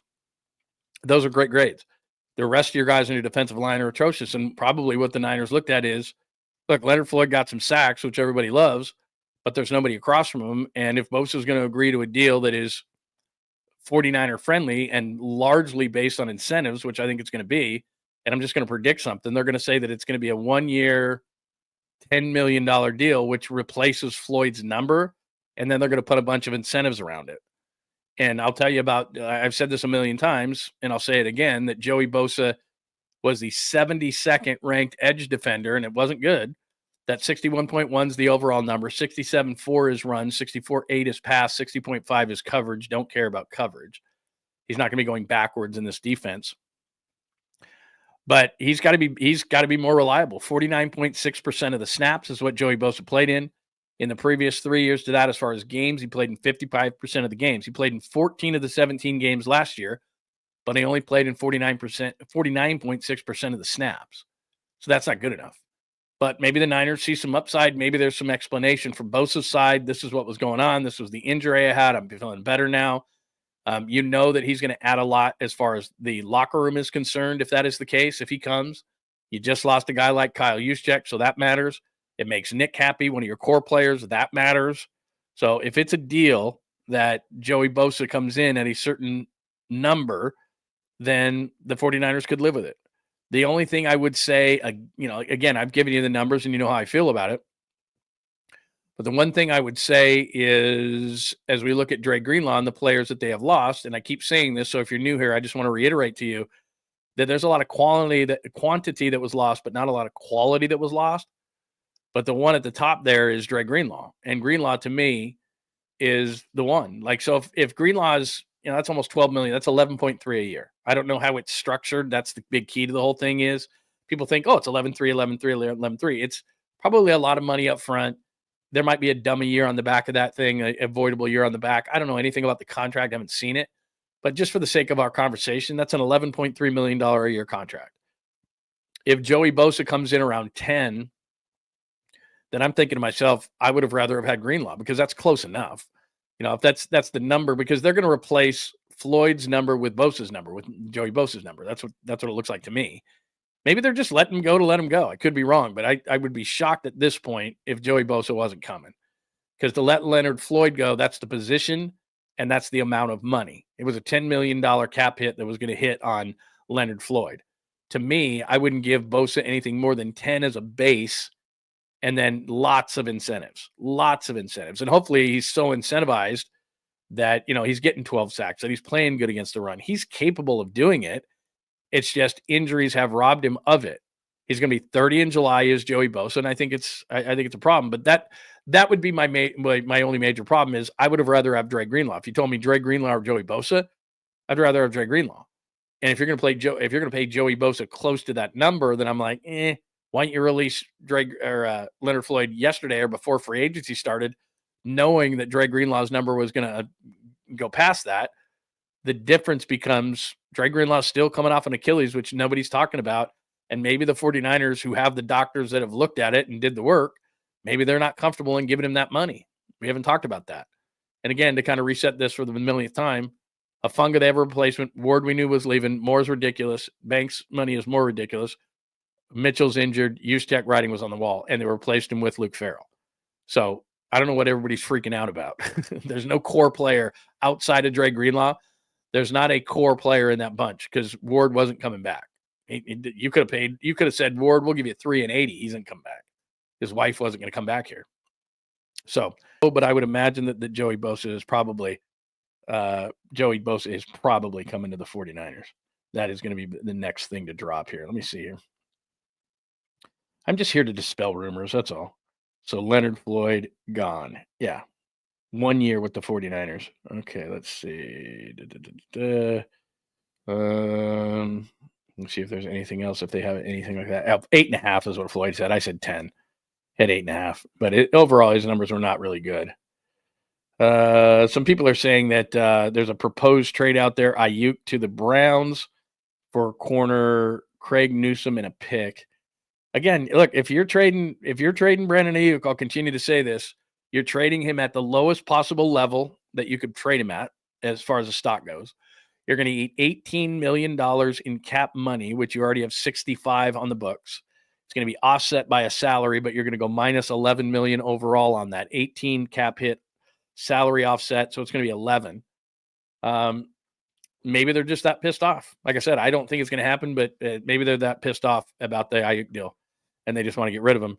And then the third part of that is, okay, your receivers are, because I told you, I showed you on the, let me do this one more time for you. As far as the depressing depth chart is concerned, I didn't call it depth chart. I just think I slipped.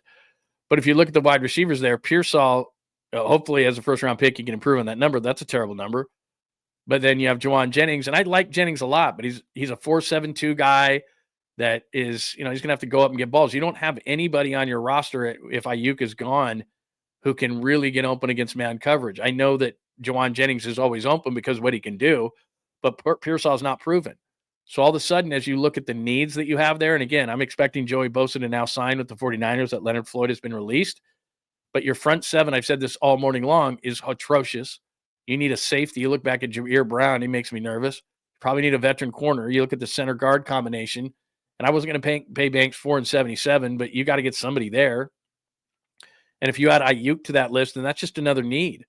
You know, Craig Newsome, I guess, if you pick him up, he's a former Northwestern guy, and I like Craig Newsome, but okay, now he's your veteran corner in the room, and so you've taken care of that, and now Renardo Green can come off and be your third corner, and then you move Lenore into the slot, which I don't hate that, but I'm saying you have created a massive gap now. You don't have a true number one receiver, because I like Jawan, but he's not a one.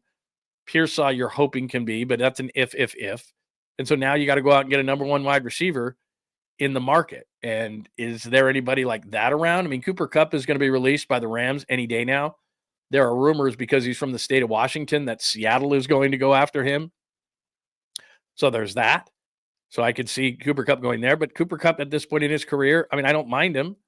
But you throw Cooper Kupp in the slot, okay, then Pearsall's an outside guy, and Jennings as an outside guy, and your receivers are Jennings and Pearsall on the outside and Kupp in the slot. And remember, you get CMC back and you get Kittle back. That's not horrible. But I still think that you're going to have to draft a receiver.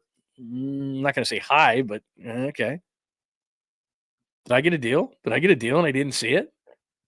Man, I'd love to in 41. Are you kidding me?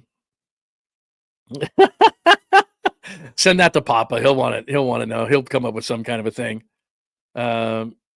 Yeah, I'm with you, Steve. I don't know where that rumor is coming from. I looked all day for it, and I just didn't see it. I'm just going to say that if they're going to trade Brandon Ayuk, it's for this exact reason that John Holmes says. It's not a move for football, and that's where I get nervous about my owner. Is that, look, you want to let all these guys go, and I'm with you. It's a lot of quantity, not a lot of quality outside of Dre Greenlaw. So there's, I understand that completely. But the reality of it is that if you start getting into pettiness and say, I hate this contract so much that I don't care that he's at his lowest point from a value standpoint.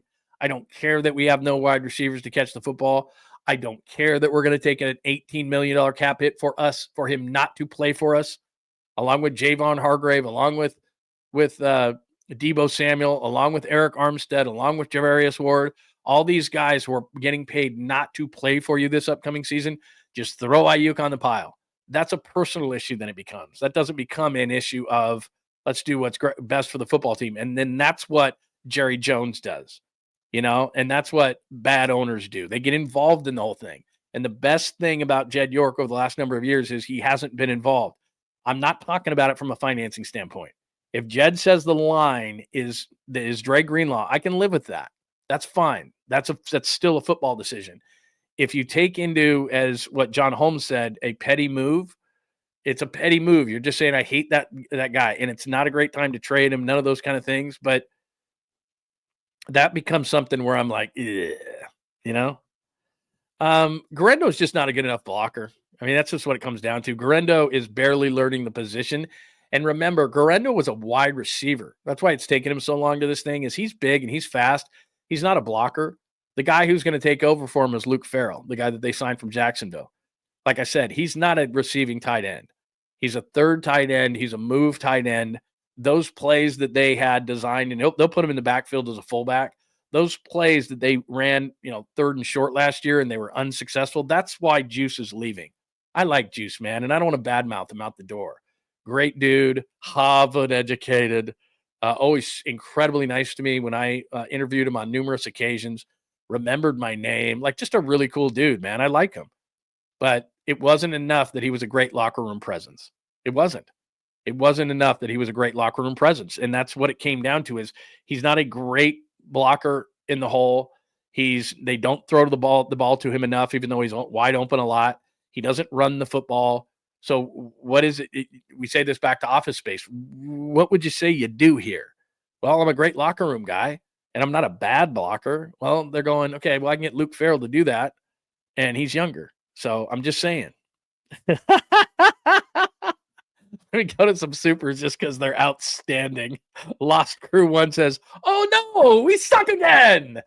From the Water Boy. Yes, very nice. Very well played. Very well played, Lost Crew 1. "Oh no, we suck again." Rob Schneider, right? Rob Schneider from the Water Boy. Very nice. Very nice. Well played by you. I don't know that I'd go so far, but yeah, look, over the last couple of days, if I'm a Niners fan, I'm not liking it. I'm not liking it, but I keep saying it. It's, there's a lot of quantity leaving the building. I don't know how much quality is leaving the building, but look, juice is going to hurt in the locker room. There's no question. Hopefully Farrell can cover on the field. The Greenlaw thing, I got nothing for you on Greenlaw. They decided on Greenlaw. I get it. I understand completely why. That's the line they're going to draw, but there's nobody in the building to take his place. There's no question. Thank you, Wonder Boy. Water Boy to Wonder Boy. I'm happy your channel's growing. I heard we're over 4,000. I know we were at like 3,994 before we hit the airwaves today, so very cool. And John Holmes tells me we're over 4K, so we're over 4K. I know that. Thank you, by the way, for the supers. You can super me anytime you would like to guarantee that you're going to get on the board. Yeah, Harvard. Can you imagine going to Harvard? I mean, what a life. Yeah, I'm Kyle Juszczyk, fullback, highest paid fullback of all time. And by the way, I can fall back on Harvard if I'd like to. I mean, that'd be pretty nice. Thank you, Joe Schmo. Everyone's a part of this, man. We've grown this thing. We've only been doing it a few months, and we're up to that point. So, yeah, I'm very happy about it. And we're getting sponsors left and right, which is very, very cool. Nate says this. Up to this point, I'm very discouraged. I'm a very discouraged 49er fan. I'm not sure last place schedule will matter much. I'd only tell you that the only playoff team that's coming in is the Rams, which is bad for your season tickets, but good for your wins and losses. Yeah, I mean, I guess he could. He's 6'1", 223. He's certainly built more like a running back than he is a wide receiver. But at this point, man, maybe he could be a tight end. He's not a good blocker. That's the problem. Is that he's not going to be a fullback. Wide receiver wise, running back wise, though, somebody said, and I haven't seen anything of this online, that Mostert would come back to the 49ers. I have not heard that at all. So let's see here. I'm just trying to look more. So Leonard Floyd, yeah, add Leonard Floyd to the list. But I'm trying to see if there's anything on Bosa, because like I said, I'd like to be off here by 11 just because I don't want to coincide with Paulie and Creative Tony, and I know they can take over this conversation. I'm just trying to see if there's anything on. I'm wondering if there's anything on Joey Bosa, because what I'm going to have to do is I'm going to come off the air, then I'm going to have to jump back on the board. Richie Grant just does nothing for me. I know people keep popping that Richie Grant thing. He's got terrible numbers as a safety. He's a special teams guy, and I would think that means the end of George Odom, who is making a decent amount of money, not a ton of money. But I think if they release George Odom, it saves them about $1.5 million. So anyway, we are up to Debo, Kyle Juszczyk, Leonard Floyd, Malik Collins, Javon Hargrave, Dre Greenlaw, Shavarius Ward, Jalen Moore, Elijah Mitchell, Talanoa Hufanga, Josh Dobbs, Aaron Banks is where we are as far as that goes. Everyone's losing their freaking mind. Again, I'm just going to say Greenlaw is the only one that, to me, is very defensive. They're very difficult to deal with. Let's see here. Boy, this is an interesting chart. Let me see if I can get you this. Look at this. I'm going to pop this up for you. This is amazing. These guys do a really, really good job, so I want to make sure I promote them. But I'm going to throw a picture up on the screen that I just found.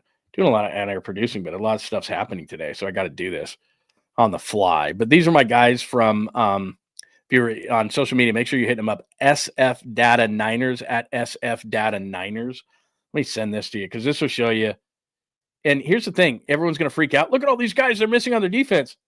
Were they ranked defensively last year? How about shitty? They were a terrible defensive team last year. So everybody's sitting there going, well, they're losing all these guys. And my thought would be they weren't very good defensively last year, and they fired the defensive coordinator, and they fired the assistant of the defensive coordinator. So I don't know. Call me crazy, but I'm thinking that maybe that's not a good idea that they had all those guys. And so all these guys who were being released by the 49ers, let me pop this up to you because it is going to be rather shocking.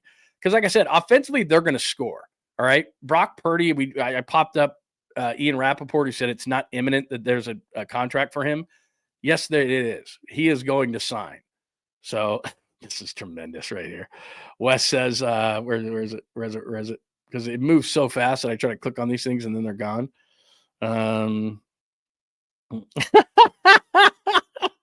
Yeah, it's got to be fast. It's got to be really fast because, that's the thing is guys are getting so where's this thing? News is saying he's in talks with the Niagara possibly there's several reports out there. Okay. I just haven't seen him. Like I said, I'm trying to host a show and I know, John, where's my kid? You know where he is? He's in San Diego on spring break is where he is. And then he's heading this weekend to Kansas City to cover some basketball thing. And I'm like, hey, I said that to him. I said, hey, I'll pay you, jump on the show and I'll pay you and you can help me because it's free agency and things are going bonkers. There's a good listener right there. Hurleybird, Willie effing Lampkin. Yeah, I know. Krug loves that guy.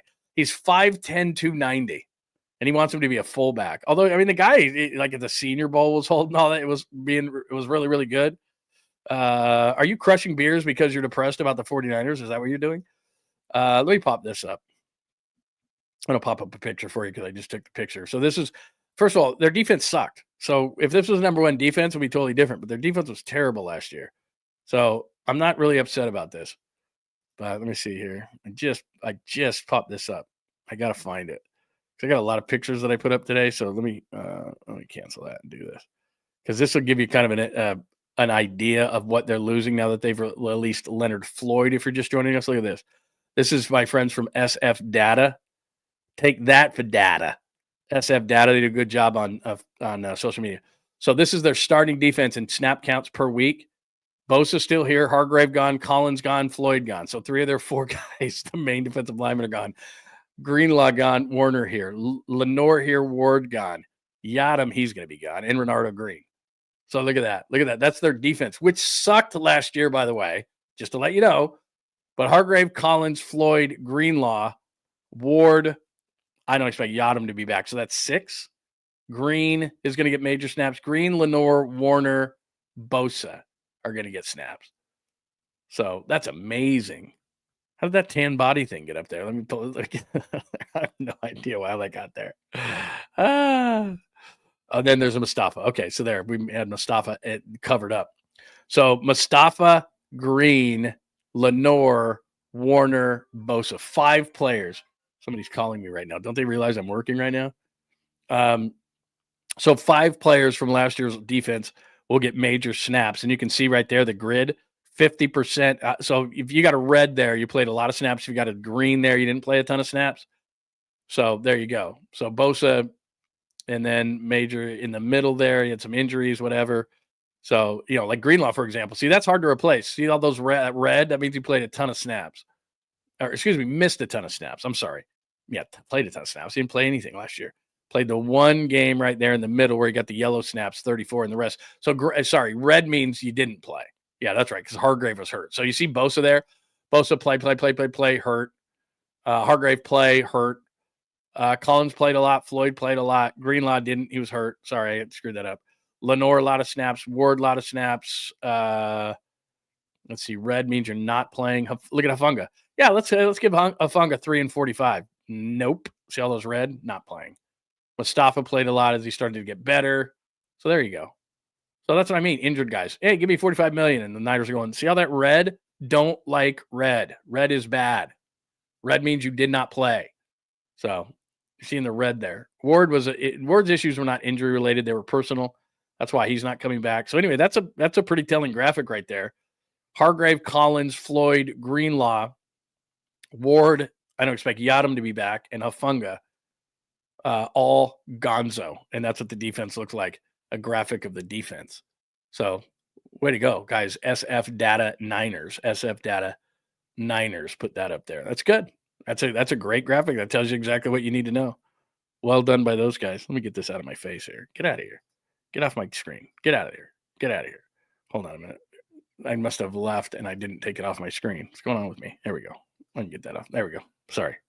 Having some technical difficulties. I'm trying to produce the show at the same time. My son just totally leaves me. He's on spring break. What a bunch of crap. But I'm paying him. I'm not going to get mad about it. All right. Anything else? Dude, I have no snaps, Josh. I have no snaps whatsoever in me. No chance. Can anybody play linebacker? Yeah, I don't know if Richie Grant is the brother of Eddie Grant's Electric Avenue. I don't think so. Probably not. I'm not excited about that signing. That's a free. That's a only special teams guy. And if he's on the field, that's not good. I'm just telling you right now. Yeah, Leonard Floyd being released. We have released that information being released. That, I tell you, is going to equal a Joey Bosa. I'm trying to hold on so that we can get the Joey Bosa news because I don't want to overlap with Paulie and Creative Tony, but I may have to for just a minute because if they don't, and I don't think I have anything. Like yesterday, I had a big sales meeting at the dentist after that. Today, I think I'm free. So I'm trying to see if I can do that. They know what they're going to pay. They know what they're going to pay Brock. They know what they're going to pay Brock.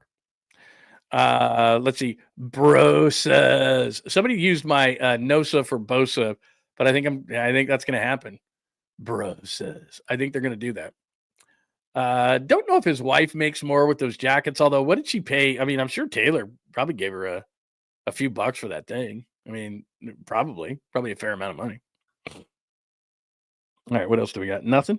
We still got nothing? We still got no Bosa? All right, fine. All right, we've done a lot of damage today. If and when, and I'm just telling you, I would be surprised if we didn't see something about a Joey Bosa signing. Let me just check one more time because it is 10:59. The boys are coming on at 11 o'clock. We try not to cannibalize each other, so I try to get off the air by the time that happens. And by the way, thank you so much for watching today. I'm not leaving yet, but thank you so much for watching on YouTube. That is John Lund Unleashed. We're over 4,000 subscribers, and we've only been going a few months, so that is absolutely great. Thank you to the Sweet Clean listeners and viewers. That is on John Lund Unleashed on YouTube. Also, the Bay Area Sports Collective. That's where I am right now as well. Right after I'm off, or right about now, Paulie and Creative Tony are going to come on, so make sure you watch that show. Tolbert, make sure you have your alerts on because I don't know when Tolbert's coming on, but I would imagine he wasn't on yesterday, so I think Tolbert will probably be on today. So make sure that you have your alerts on. Tom Tolbert on Bay Area Sports Collective as well. We're on Facebook. You've watched us all morning on X. Great participation on X today at John Lund Radio. Also on Instagram at John Lund Radio. Make sure you do that for all things Unleashed. JohnLundUnleashed.com. Having problems with the website, but I'll update it today. It hasn't been updated in like a day, and so people are like, what are you doing, Lund? But all sorts of great stuff. We put the show there live. We have a podcast there. We have the podcasts that are archived there as well. Plus, we update a blog every day, and all the social media links are there as well. JohnLundUnleashed.com. Make sure that you check that out, and you will be in great shape. So we'll do that. Nothing still as I'm trying to look on Joey Bosa. Still nothing on Bosa. And yep, I don't see anything on Bosa. And let me tell you one more time about my good friend, Dr. Jeffrey Riopel.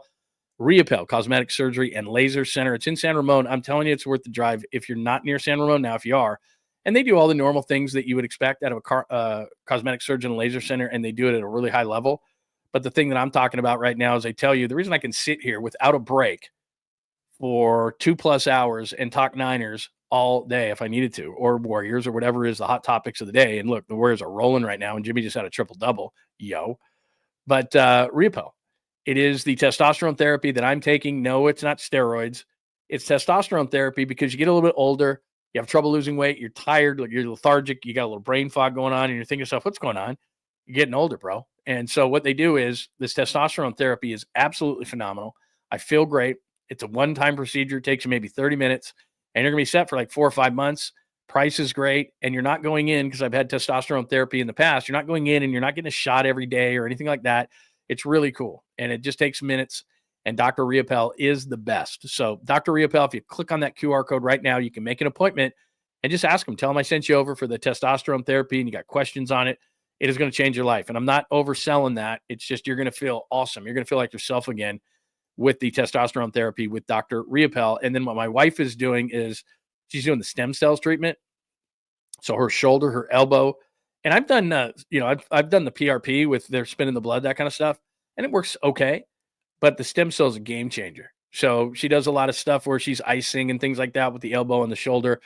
And now she hardly has to do that. She's been doing it about a month, and it's been a total game changer with stem cells. So if you've heard about stem cell before and you're not feeling great, and you had all sorts of injuries and so forth, whether it be like a knee or an ankle or her case, a shoulder and elbow, you got to look into stem cell. And again, great deals going on with Dr. Riopel right now. So click on that QR code. Stem cell is the way to go.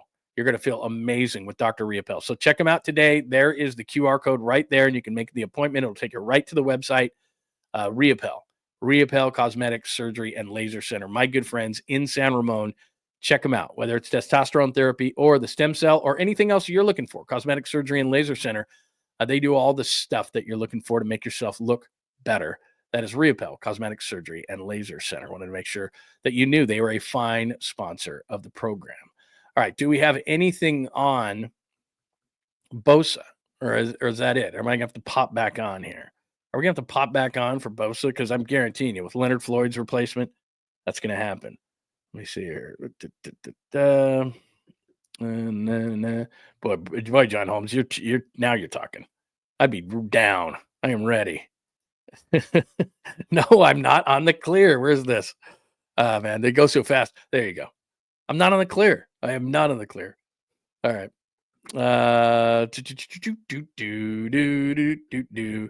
Yeah. Yep. You're right, my friend. You're right, Bucko Sports. I will wait. Okay. Here's what I'm going to do. I'm going to let.